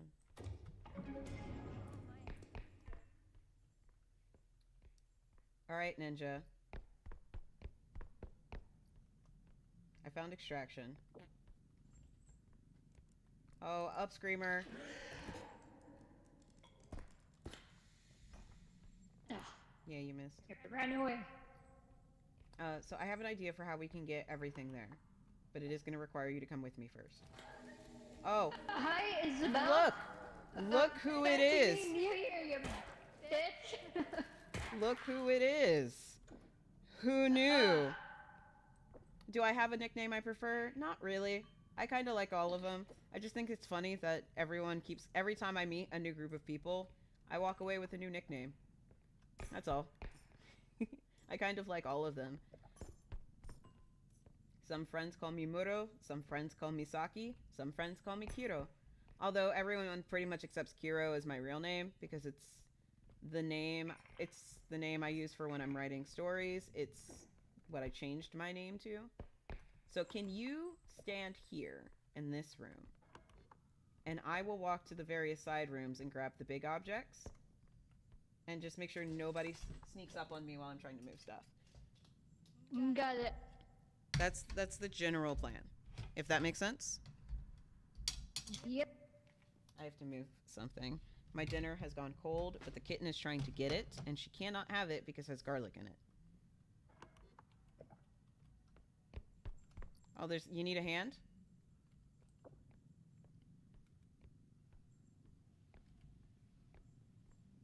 I'm also just going to move some stuff to this room, because you've got mini cart, right? Do you want... Yeah, mini cart. Do you want it? No, because I'm going to mostly focus on moving big stuff, but I just happened to see the hand.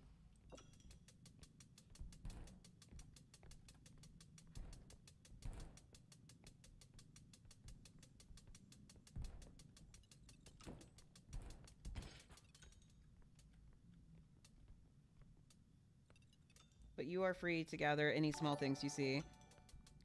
Hey, Labyrinth! Thanks for the raid!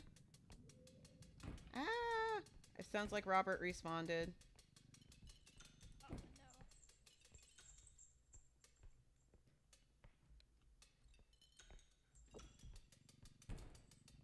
Alright, come on, you stupid thing. You better not get stuck on that pit. Oh, well, I'm not touching that. Wait till you see the boombox. Gnomes! Well, Gnomes have returned. Ah! Leave me alone. can you Leave me still... alone. Is your lag still too bad to break them?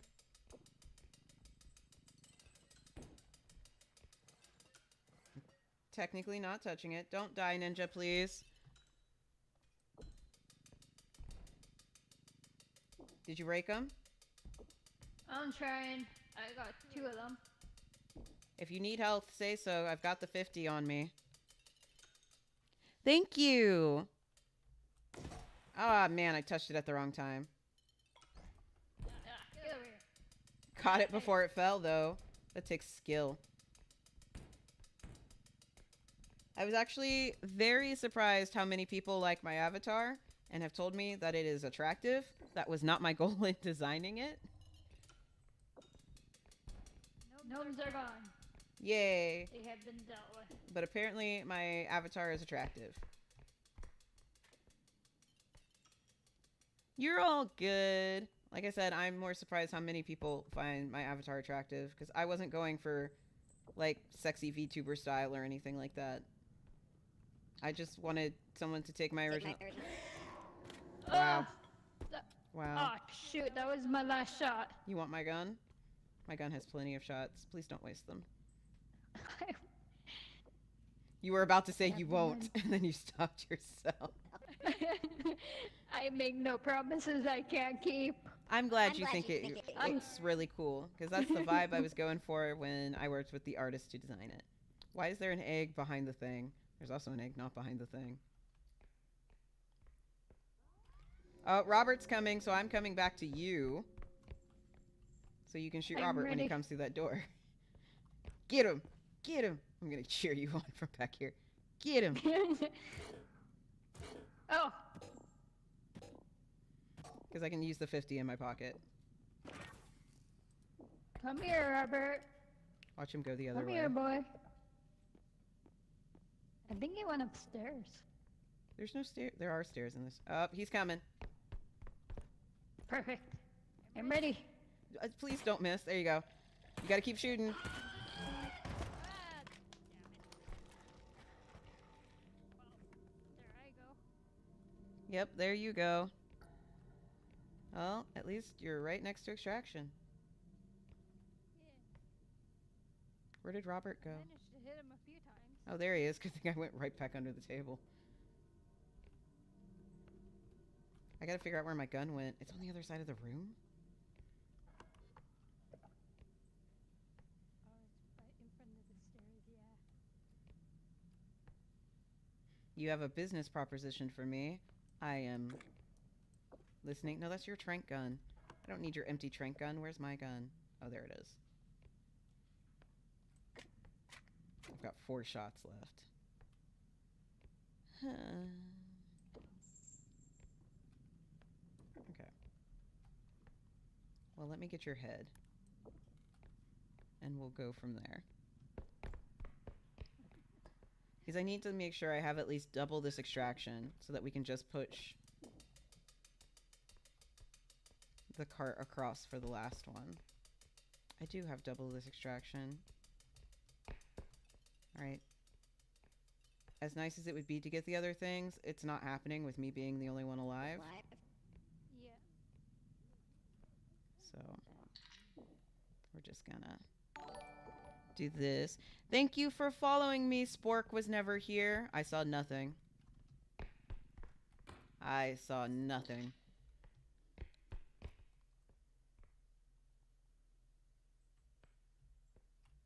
Yeah, I can totally do that. I actually usually don't stream on Sundays, but Sundays is starting to turn into the only day I can fit in a reading stream. So I've started doing the reading streams on Sundays. But I can totally walk you through how to get that achievement so you can tag it on. Oh, baby. Leave me alone.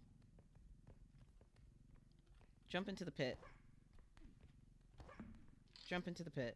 Do it. Be mad you can't pick anything up and jump into the pit. Alright, I'm gonna try and do this without putting anything on top of your head so that you don't get stuck.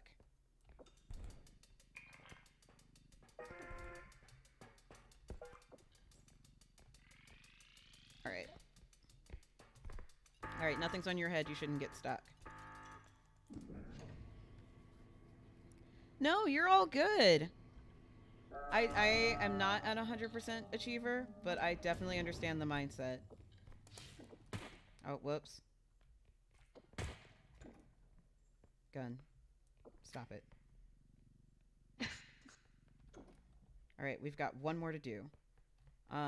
You're down to 0. Turn.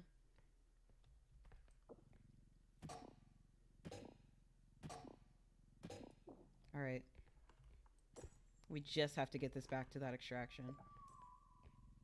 Yeah.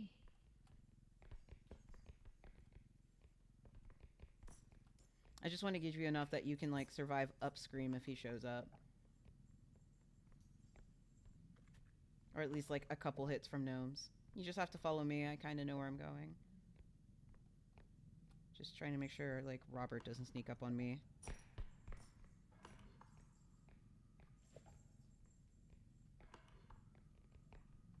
Is it this way? Or is this back towards the truck? Nope, that's the one we did. Oh. Trying to like retrace our steps through the museum to find it. Robert! I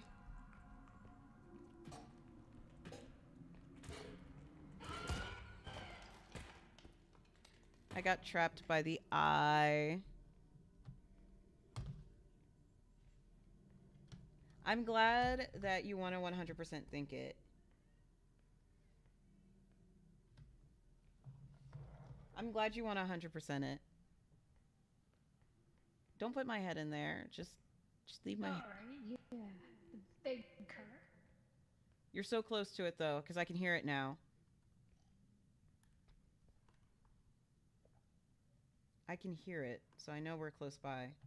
I was almost there. Stupid eye. Just, yeah, give me a second.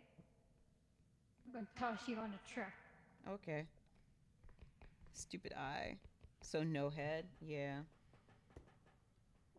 I hope your lag doesn't kill you. But at least if you can get it there, I can revive and leave.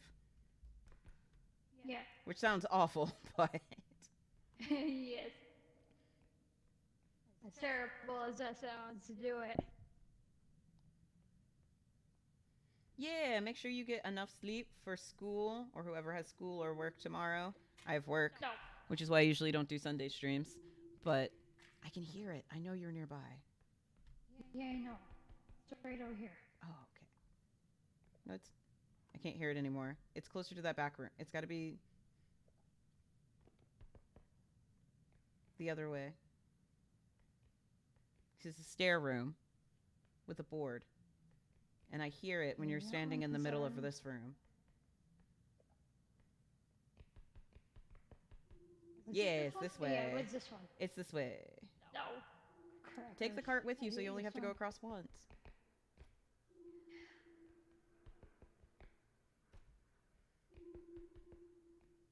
Right, I don't have to pick anything up. Nope. There's enough on the cart. You just got to get the cart there. If the eye hadn't caught me, it would have been fun.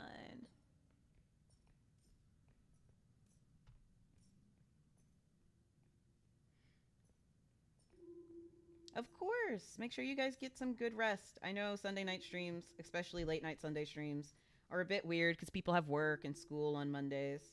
I myself have work in the morning and I got to get up early to take my kid to school.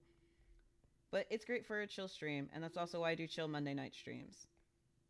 So yeah, get some rest, and I will definitely help you get that achievement at another time. I'm glad you're enjoying the game so much that you want to 100% the achievements. You will be among the few who have reached that glorious milestone of giving all 30 achievements, because it is hard. Yeah, that works for me. Maybe turn the cart side. Oh, that works.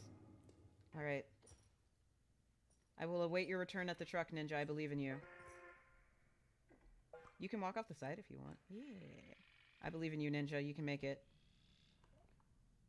Which way was it? Sorry. I believe in you. Running! I'm here! Let's go. Before your ex shows up. We did it! We beat level 8! Chuck.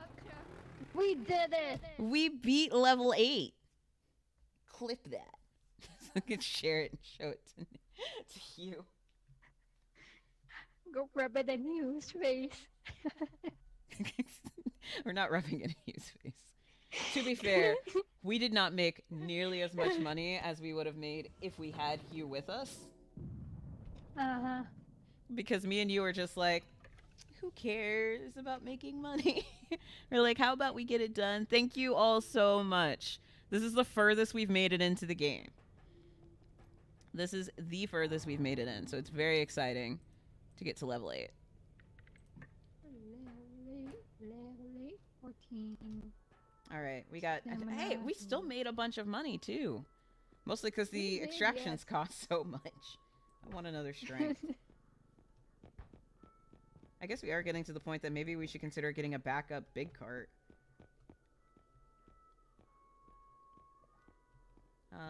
Another health. Do you see anything in particular that calls to you? Probably a reach because I don't want to reach too far. Get it. And then you can get a second one. I also got instructor drone. How are we doing on crystals? I can't see them right now. That sucks. Maybe at least one crystal. Oof. They're getting expensive. There's one for 13k. Probably a stam. Okay. Get it, and then I will assess how much health we can get. Okay. Oh, they're both expensives. Let's see. That's 8k. That's 8k. Better off getting a hundo. How much are the little ones? Still 4k? Actually, how many upgrades do I have? Oh, I have 10. You have 10 as well, right? Working. 6, 7, 8, 9. Yeah, 10. How do you feel about getting one upgrade each so that we can get more health? Because I'm willing to give up the strength. Yeah, more health would be good. If I can freaking grab the strength upgrade. So which one do you really want? The reach or the stam? They're both the same. No, I'm saying which one do you want to keep the more? Oh, you were checking price? I know it was price. Reach, obviously. Get the one you want more. Okay. So that gives us 2 hundos. And then we have 7k left. So I can't get either of these 50s. We can get this other quarter. And then, yeah, we'll just have 3k left over. But I think us being fully healed is more important going into level 9. Yeah.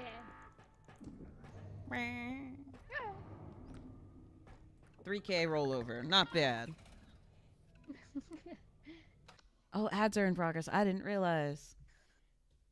Let me go throw my food in the microwave so I don't have to worry about Duck getting it anymore.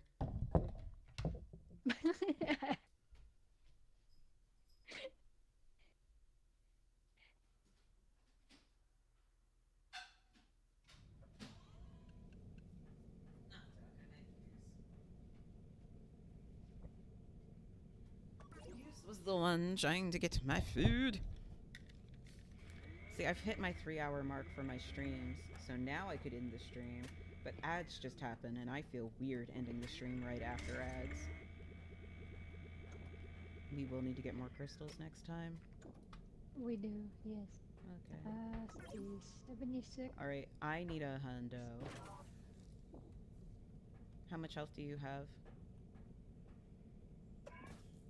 Too much for the hundo? 101. Take the Yeah. other 25. Alright, 126. Out of 140. I cannot break these things. Well, we have the backup hundo. We also have another minute. I can't believe we beat level 8. Yeah. Whee.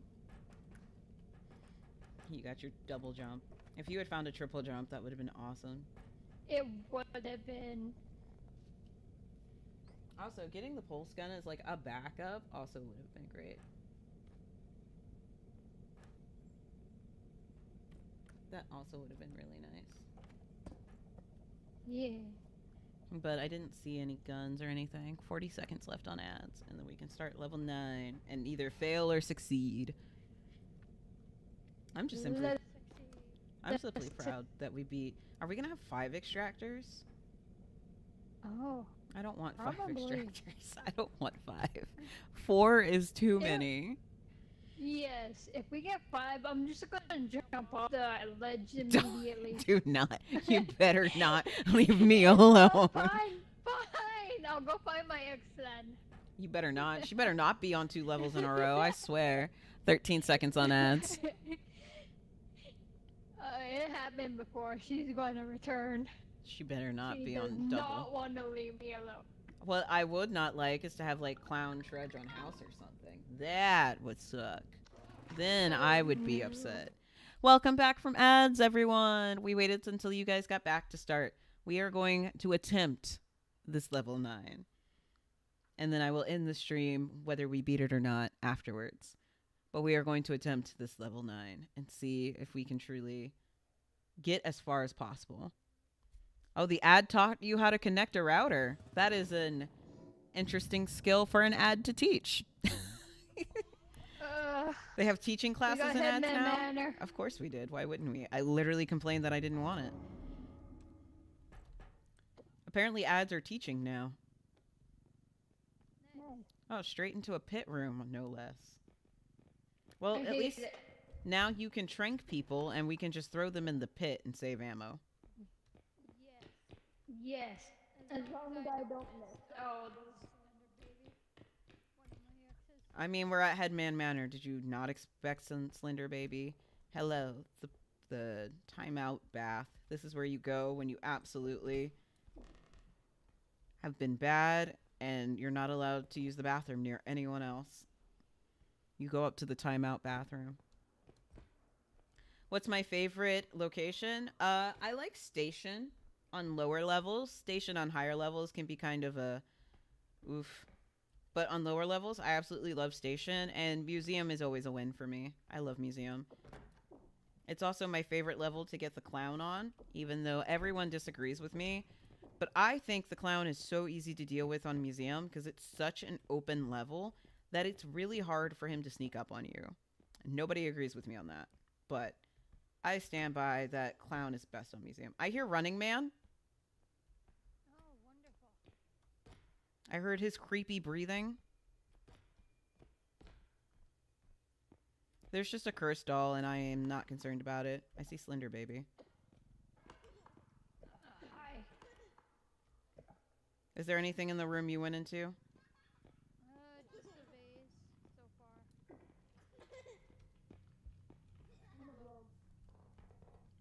Am I not the only one concerned that this still only has 4 extractors, but they're worth less than the ones we just did on the museum? There's more stairs? Why? How many stairs are there? I absolutely hate the house because of how vertical it can get.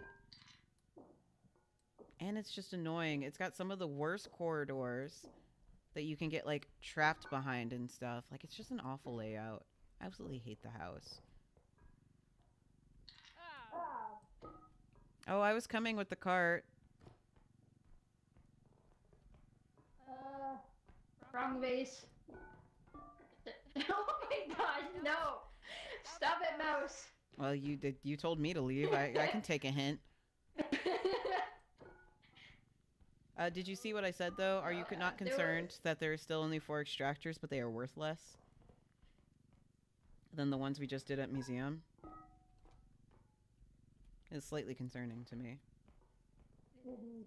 that we're going to have a harder time triggering these extractions. Because the museum is the big money maker map. wait, leave me alone. No one loved you. Is that just a pit? That is just a way to fall down to the lower level. Good to know it's not a pit, though. Head. You gotta trank him first. I absolutely cannot. You missed. I aim too high. You did aim too high. He's going up the stairs. Frog, Frog. you missed. I'm not Why am I wasting a shot. missing? I'm not wasting a shot. Okay, head is just going up the stairs. And there goes Frog. Oh, well, his soul broke, but all that mattered to me is that he's out of my way. Head, I know Head went up the stairs. For a little while, he's out of our way. Would have been nice to get it, but Coming back down. I'm not killing myself to get his soul. Nice. Got him. We could drag him into the pit as well, but I will shoot him for the soul. Oh, whoops, I dropped my gun. Got the soul. Soul. I hate how his eyes are left after you kill him. That is so creepy. Yeah. Let me actually go put this stuff on extraction because that vase is looking questionable. The way it's just kind of rocking. Yeah. So I'm going to put this stuff on extraction and then we can keep moving forward. Oh. Gosh, I hate this vase. Alright, we got a soul. I wonder why we call them souls. What are they actually? Essences? Magical hearts? Who knows? Don't claim to... What? Would... Ectoplasm. I mean, they could be ectoplasm as far as we know. Oh, it's a courtyard. Yeah. Anything good out here? Oh, a vase. And a TV.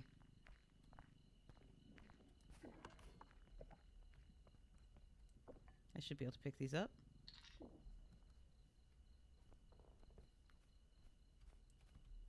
We better not have Robert or your ex again, I swear. Also, I'm not a fan of Clown on this map either, so... Yeah. Clown on Headman Manor just sucks. Alright, I'd rather have Trudge than Clown, honestly. You want to go one more room or just go back and trigger extraction?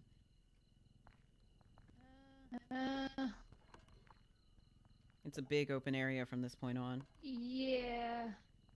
Trigger. Let's go trigger it. Let's go trigger. We're getting triggered over here. Alright. And extraction, go boom boom.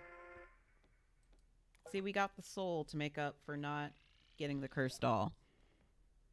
So now we don't have to worry about her. While I'm over here. Yeah, I'm probably going to recharge. Recharge it. I'm probably going to recharge the gun as well. The recharge drone would have been a nice find.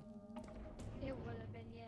But we got Indestructa instead. Speaking of which, did you pick up Indestructa drone? Nope, it's still just sitting here. No. I guess I'll take it. Because we're probably going to need it. Headman Manor loves to give us big stuff that's hard to move. Like the painting, the harp, the piano. And especially with these extractions not being worth much, I'm worried that a lot of the value is locked up in big things. Alright.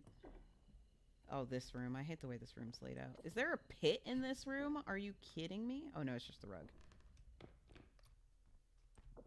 I thought it was a pit and I was about to be super mad.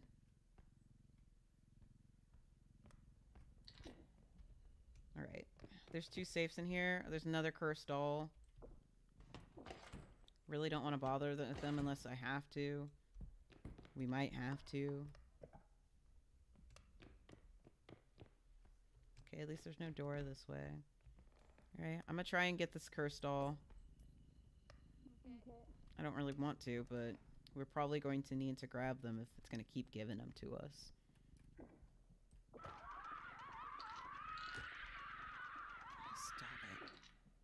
Behave. Get in there. Alright, I got her. Why couldn't we get back to back museum? Oh, you went this way. Found extraction. Do you want me to activate it? Yeah, go ahead and activate it. We'll just activate them as we find them. Okay. Alright, there's nothing up here.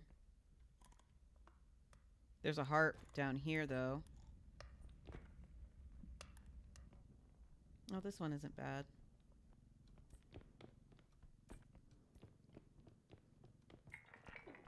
Alright. Ninja, where'd you go? Nice. Can you stand guard on for me while I get this heart? Since this is a double entrance room. Oh, Marshmallow Man.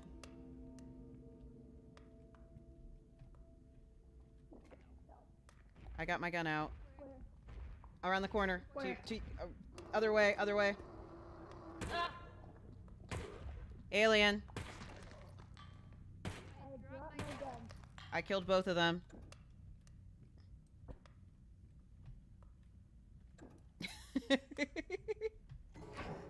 Oh, head. Up! Leave me alone! Ah, Well, missed with all my shots. Dang it. yeah, I saw. It's okay. I'll just...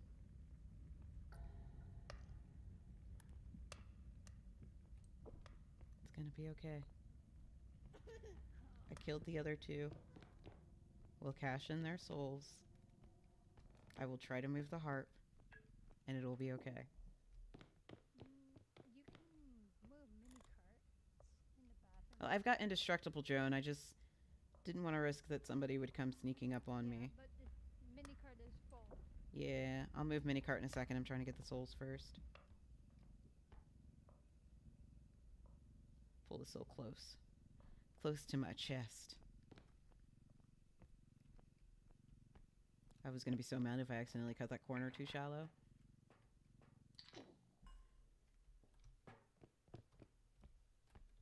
I need a crouch thing so that my stamina comes back faster. Because I've got all this stamina and it takes so long to get it back. Alright.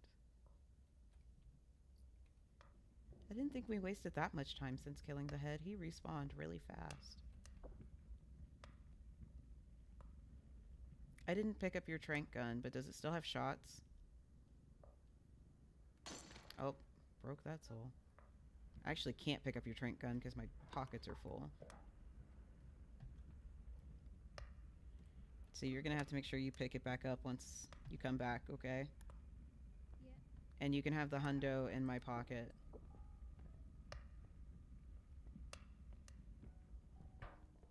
Moving fast.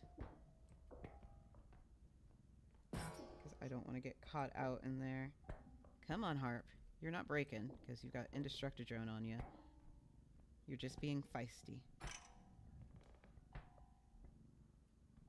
Be careful. Yeah, I'm like, I don't want to walk into this pit because of a harp. Of all things. Ooh. Stop. Oh, I can't go that way. No. I didn't realize I went all the way to the wall that way. Usually this pit doesn't. Usually you can walk around it. I didn't realize it only had one side you could go around. Then I super lucked out the other times. I just chose to go this way.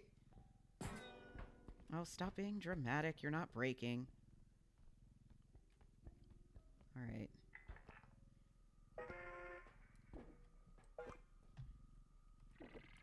Alright, whatever. I'll get it afterwards.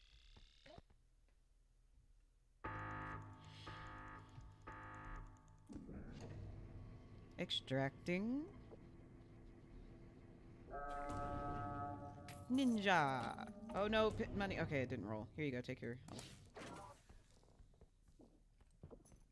Alright, we didn't lose our 15k. And drone back. There we go. Alright.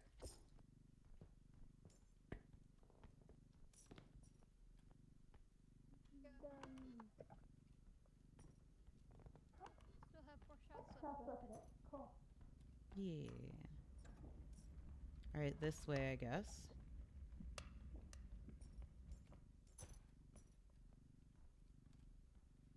Me walking back earlier, it's like nothing could spawn behind me.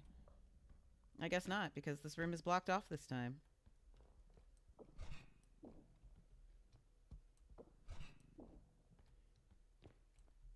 So used to this room being like a pass-through room. It's actually in a corner.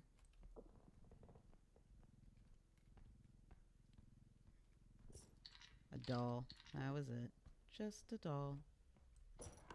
I'm sure Ninja went off to find the next extraction. I did, yes. Far. I do not see it. Well, there should be 2 more, so one's probably this way. Gonna have my gun out for safety. I'm right cross-eyed at it. Yeah, that's probably right across. Door is closed. Yes, this is an extraction.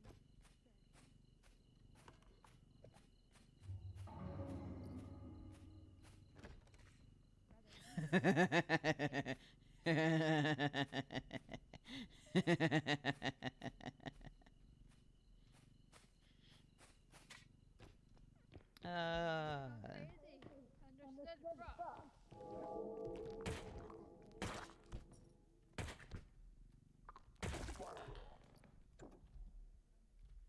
Okay. hello, Ninja. Hello. I found the last extraction. It's Zigzaggy Pit. No. Oh, no, not the painting. I can get it. And Destructor Drone should have enough for me to drag it over there. If not, then you know what?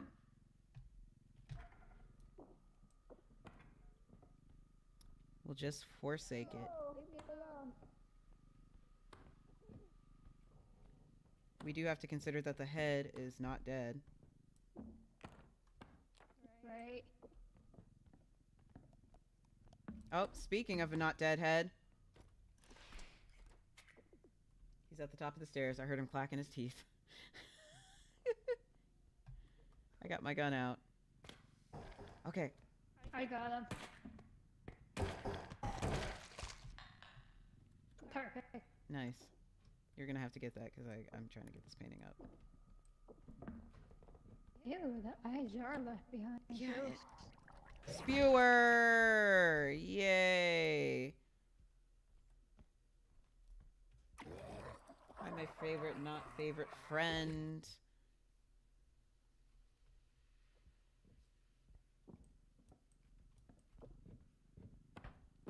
Helped get it up. Get out of my way. I've got the skewer.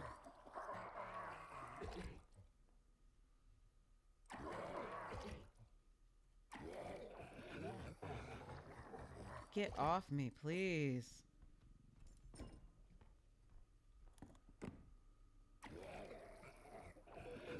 Oh no, the drone's gonna die. I thought you grabbed it. No, I got the spewer. Oh, right. We're at drone. Drone.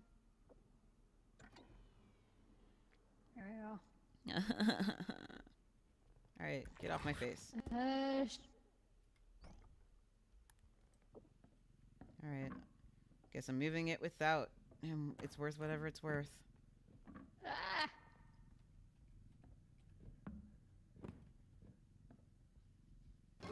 Oh god, head! Head! Head! Ah!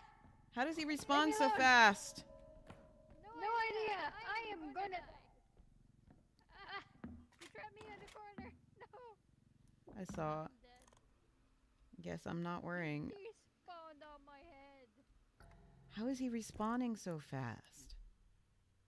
We are at a higher level. I guess maybe we shouldn't kill him. Tiger. Unless there are two. Unless there are two. How many? Yeah. How many have we seen so far? Uh, The marshmallow, the spewer, slender baby, gnomes. yeah, we did see the The gnomes head. that one time. Who else? Alien? Yeah, alien. I shot him and killed him. We're at 6. That sounds right for a level 9. But the head is a 1 bite kill if you have less than 100. I don't want to put this on yet. I want to get the other card. So it feels unfair to have 2 of them. Yeah. The only reason we're surviving is because multiple health. We have enough health to take 2 bites, and that's it. Yeah. Oh, is that your gun? I have enough to pick it up.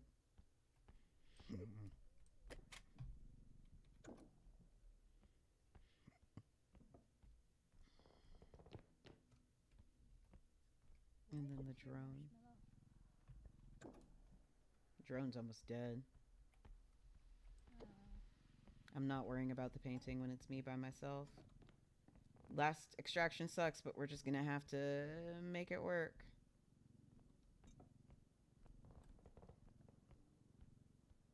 We're just gonna have to make it work. Alright, I'm gonna go ahead and push this on. And then I'll push this on. After I walk in an entire circle to get to the other side of it. I'll give you some health. Just so, like, the frog doesn't kill you immediately. But I'm gonna keep enough for myself so that I can still survive a bite from the head.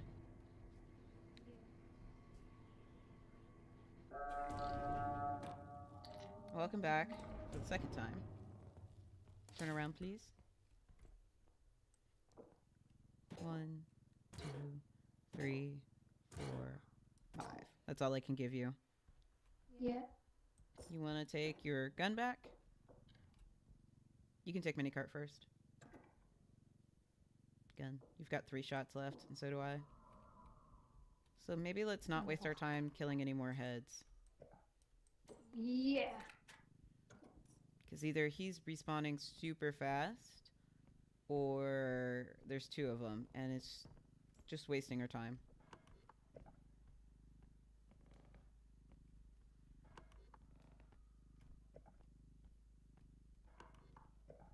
Oh, lovely. My favorite one. Yep, I'm just kind of heading to the next extraction.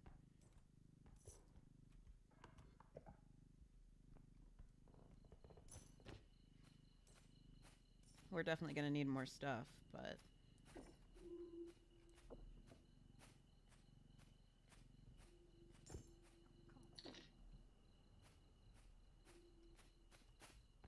I bet this is a trick. It's not a trick. It's not great, though.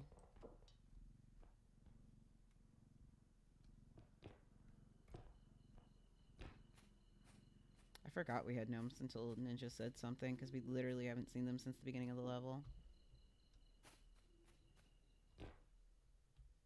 Let's see if there's something big down here.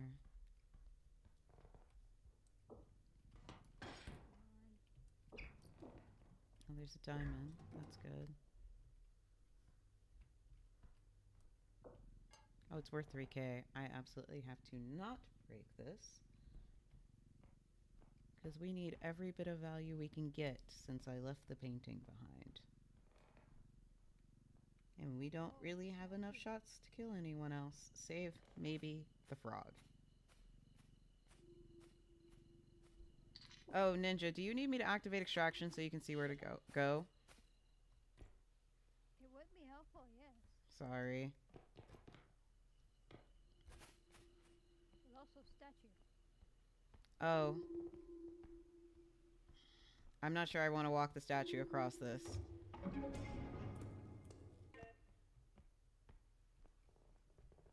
Well, he was in my way, so I had to move him. You're all good. I fell. We only need 4k more to trigger this last extraction.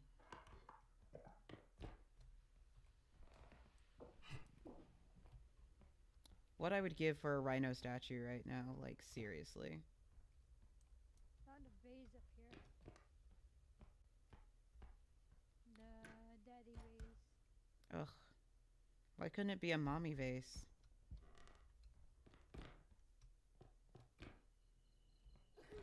Slender baby. I found a baby vase. I found TV. Oh, and head is near me.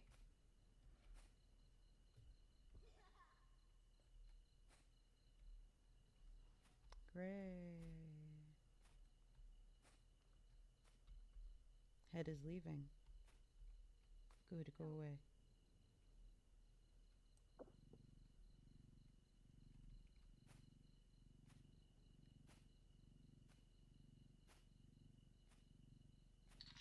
The TV lost some value to it. It's fine.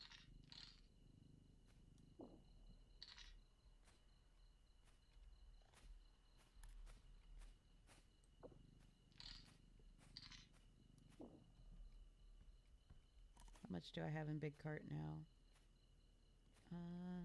16k. Need 3k more. I'm gonna try and come back to you, but I do have head nearby. Oh, I found a gramophone.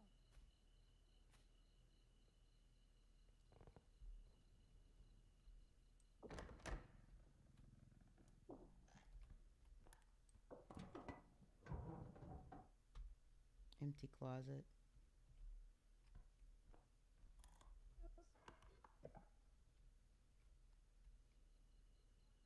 Oh, I'm very upset beneath me. Oh, I found the world.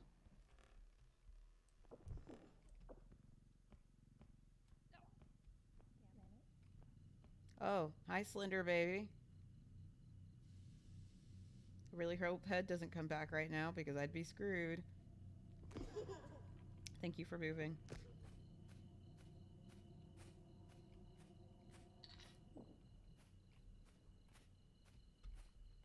Alright, there's a Slender Baby in between me and you, Ninja. Wonderful. There's also a head somewhere. You haven't said anything, so I'm guessing not near you. Nope, not near me. Hi.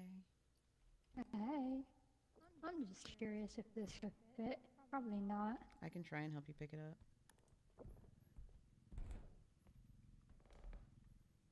Probably can't get through the door anyways.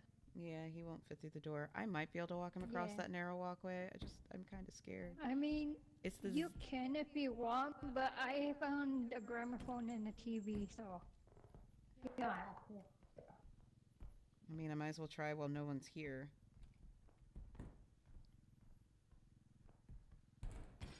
Oh, well, he's worth less now. Hey, as long as he's worth 3K, it's enough to trigger. Come on, my man.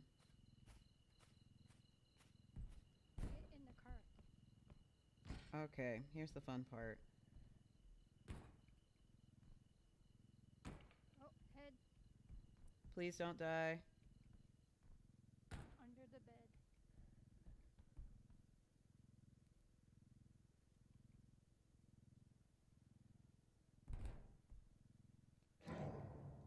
Oops. Please don't die. Did you die, Ninja? No, I'm still here. Okay. Head is going crazy. Trying to get to you? Yeah. All I was doing was trying to move the cart out of the way. Oh, he must have heard you touch the cart. Yeah. Alright, well, I got statue here. He's not worth very much, but he's here. Goodness gracious, the head is still here. Do you want me to go ahead and push big card on then? No, I love you. What do you want me to do? You want me to wait for mini cart? You want me to push big card on?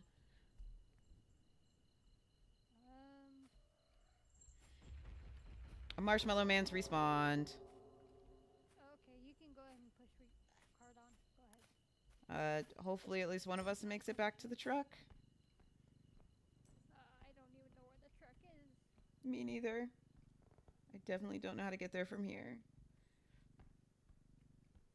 At least I don't have to bring the cart back across this. I just got to get it across this one time.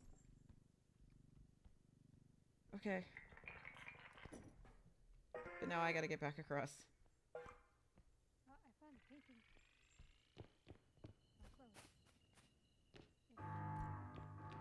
Okay, I don't want to waste my sprint. Oh, there goes Frog. I can hear you because we're near each other again.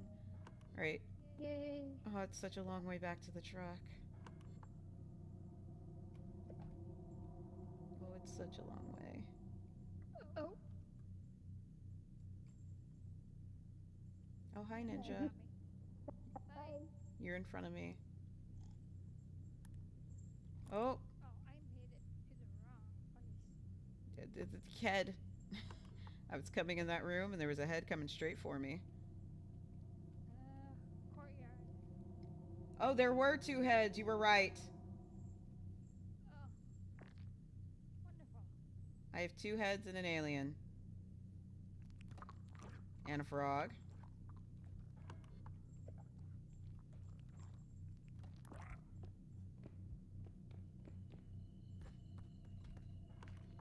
Which way?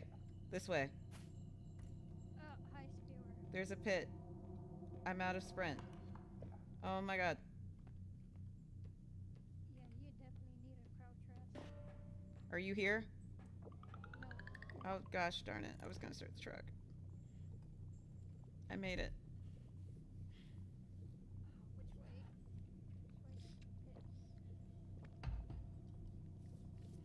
Almost there. Almost there. Ah, ran into a door. I'm here.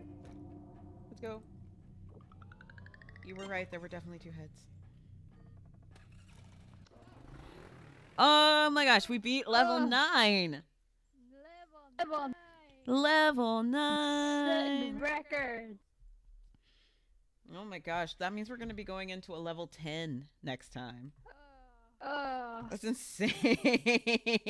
Thank you, Silalia. This is the furthest we've ever gotten.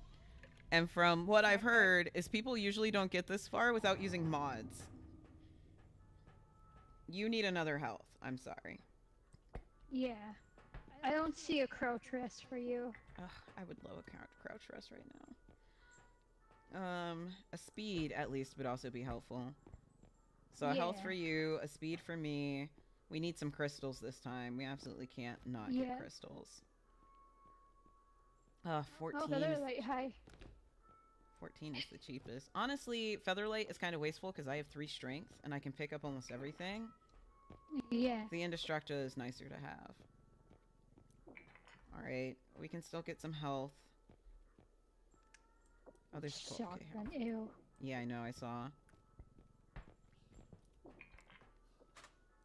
It was a pleasure to meet you as well. We're actually going to be ending the stream after we finish our shopping trip. So it's all good. I hope you sleep well, and I hope you have a good week if you don't tune in to Cozy streaming tomorrow, although it'll actually be Borderlands with Ninja. So, of course, thank you for tuning into the stream. I flung a 50, and I don't know where it went.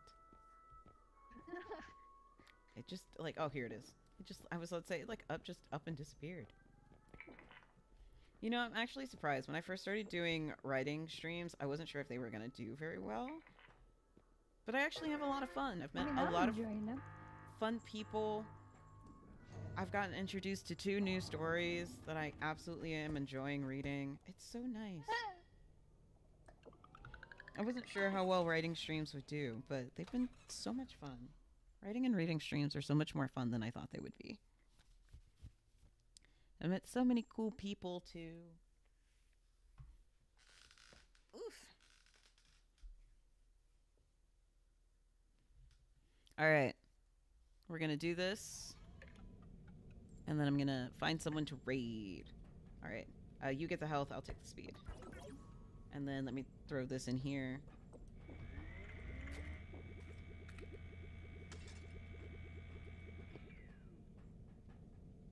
And then... how do we want to do this health? Do you have enough to take the hundo? 106 against 160? Nah. No. Okay, so take the 50. That'll put you at 56. Hey, hey, hey, Duck, be good. Be nice to Goose. No aggressive cleaning. Alright, and then I will take this, and that puts me at 160. Awesome! You want to see what would have been? While Yes. I prepare to raid? Uh-huh. Let me see who we're gonna raid. Is anyone I'm following streaming right now? Tanif is playing Deadlock. We raided him yesterday, though.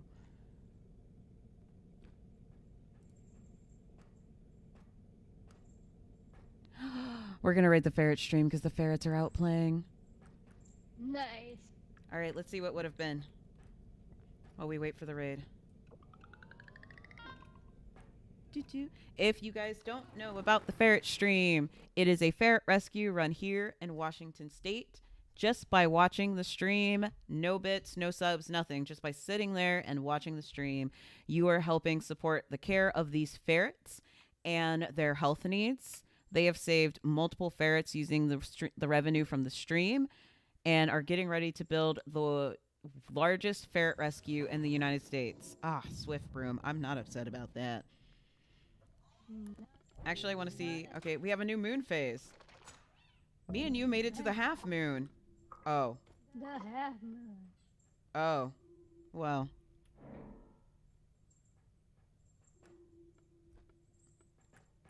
Oh, well, I guess we aren't picking up anybody, so good thing we got guns.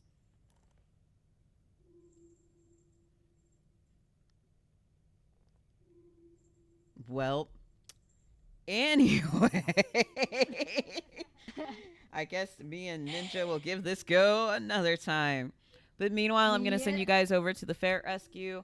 I hope you all have a great night and a wonderful week. And until next time, bye bye.